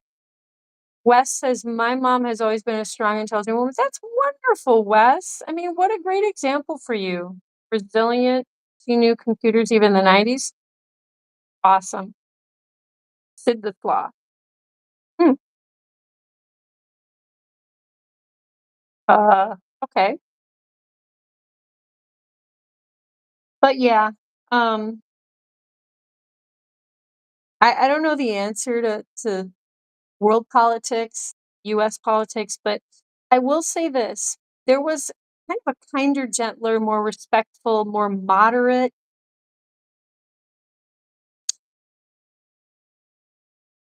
Like think back to like Reagan in the 80s, and there was the Republicans and the Democrats, but like they were not, on opposite sides. The Republicans and the Democrats were smushed right up against each other. And people jumped back and forth between those two parties each time they would vote. You know what I mean? Have you guys ever studied like, political history in the US? Like in the not too recent past, it politics it wasn't that big of a deal. It was just, what you did. You learned about what each candidate. It was not so much the political party, it was like the candidate, him or herself. And it's like the polarity in the political parties just it just doesn't make sense to me. That's not the way of nature. It's very artificially boundaries have been very much artificially put into place by, I don't know, social media and probably, outside interests, companies with a ton of money that push certain candidates and policy. I don't know. It's just really sad. It's like, whatever happened to like almost fun political debates, where just one little thing a candidate had to offer, one brilliant creative idea could win a vote regardless of what party they were in. And then do you guys remember back again, this is probably in the 80s,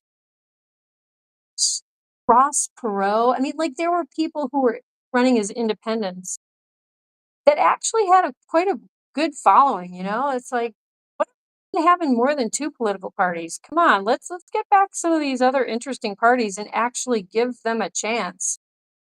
Because I know some people feel very comfortable in the Democratic Party or in the Republican Party, but some people need another party. Some people need to attend another or independent party. Um, but guys, it is after 10 o'clock at night. Probably still riding off of the half of a yerba that I drank before the giant Bunz show. This is the Giant Bunz Show. And starring Posh and Jabba. Jabba the Bun. He just had some noise. Yeah. Hey, let's do this. Twitchy snout cam. Oh, twitchy snout.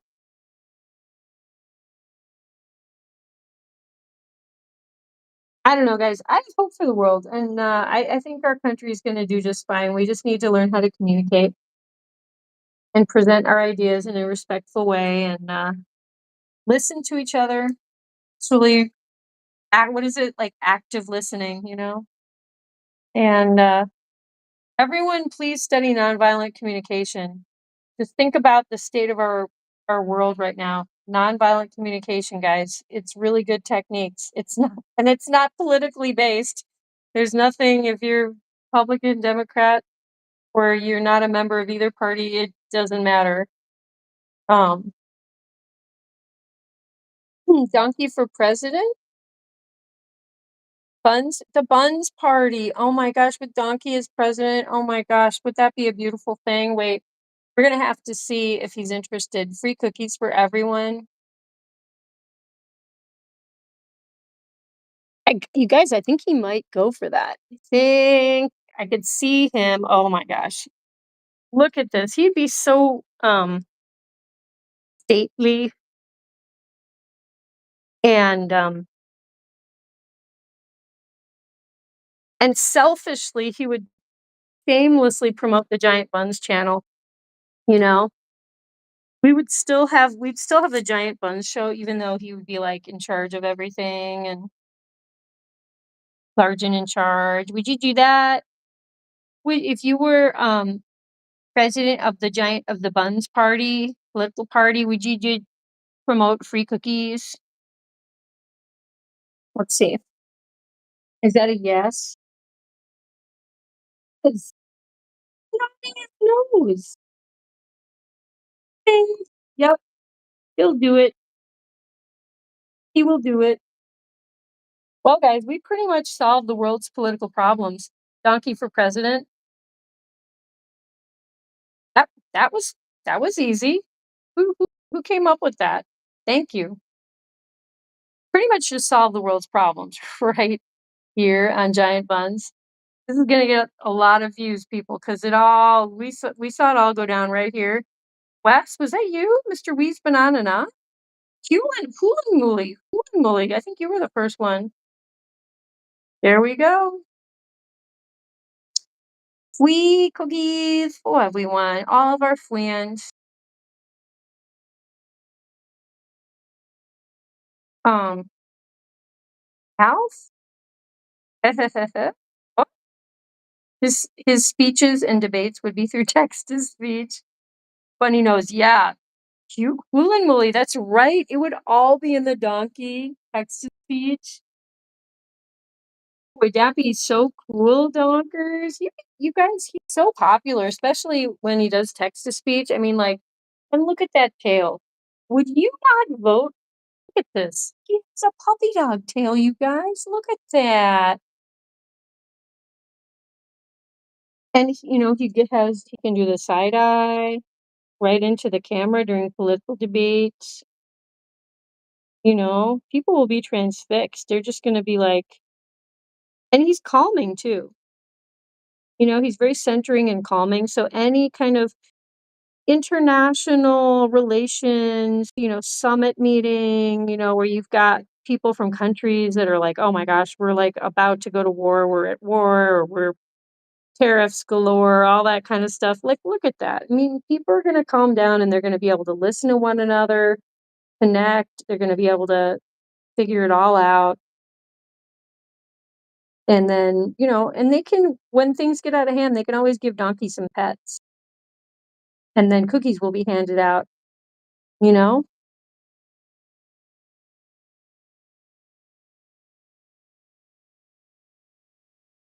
It would be good. And he can have all the other bunnies as his cabinet. He's got an instant cabinet just with his family members here. So yeah, I think there's a lot of hope. I'm feeling very hopeful. This has been good. And I like that we can discuss Charlie Kirk and conservatives and liberal stuff, and it's all good, guys. We can all have wonderful discussions together. But guys, let's pop up a song. Let's end the stream. It's like 10:13. I'm gonna leave the camera here, but I'm gonna say good night and much love to Prestorian, our giant Bunz historian. Love to Foolin' Mully and his wonderful floofy dog, Miss Lucy Goosey. Much love to Kristen Cheyenne Star, Triple R Ranch Dressing Smoothie, Hey Dog, aka Mustard Queen. Much love to Mr. Wee's Banana, Mr. Wee's Banana. With a cool mama. Say hi to your mom for me. Who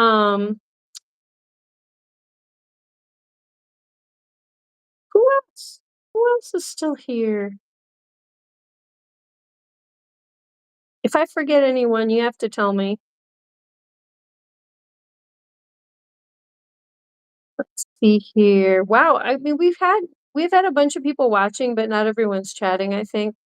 So much love to anyone who's watching. You're very welcome here, but you just haven't chatted, so I didn't, see who you were in the chat. You were just counted as like a number of people watching. Who else was here earlier? Oh, AJ Punk, much love to you. Much love to you. I know you're a big fan of the 1984, and it was a really great chapter. Much love to Captain Morgan, aka Juice Cadlaroon. Welcome back, sir. I hope you're getting all the help and support that you need in order to feel good.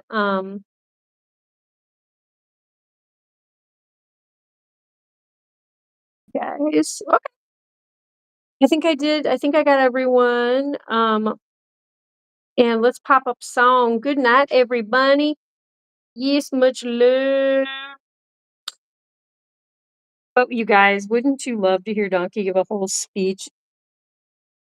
I mean, if you listen to his music video, he does a lot of talking in text to speech. I keep watching that. Oh my gosh, I love it so much.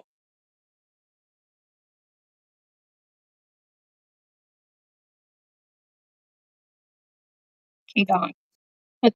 We'll put this on you.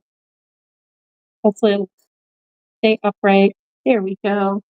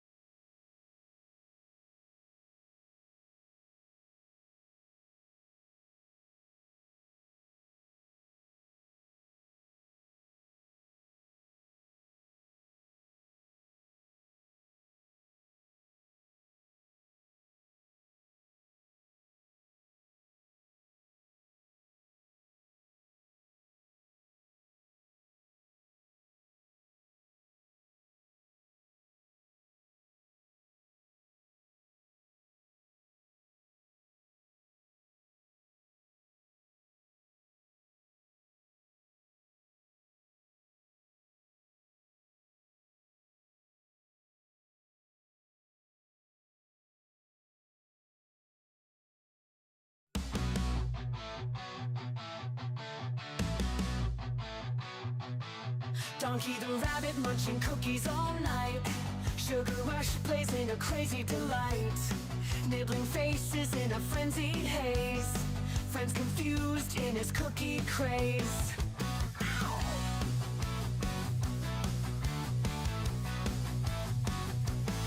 He hops through chaos in the midnight dark.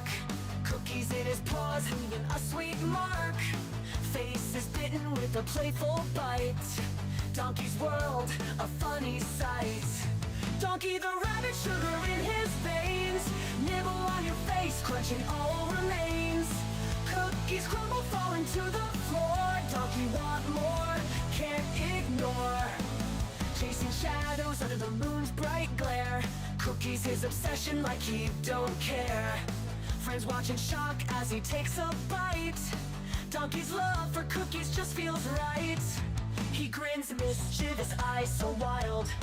The chaos around him driving friends mild. Cookies drop, crumbs scatter in the bush. Donkey's cookie craze never will hush.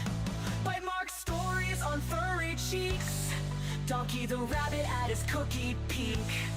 Friends band together, a loving chase. Donkey's cookie craze never will hush. Inkle face, nibble pace.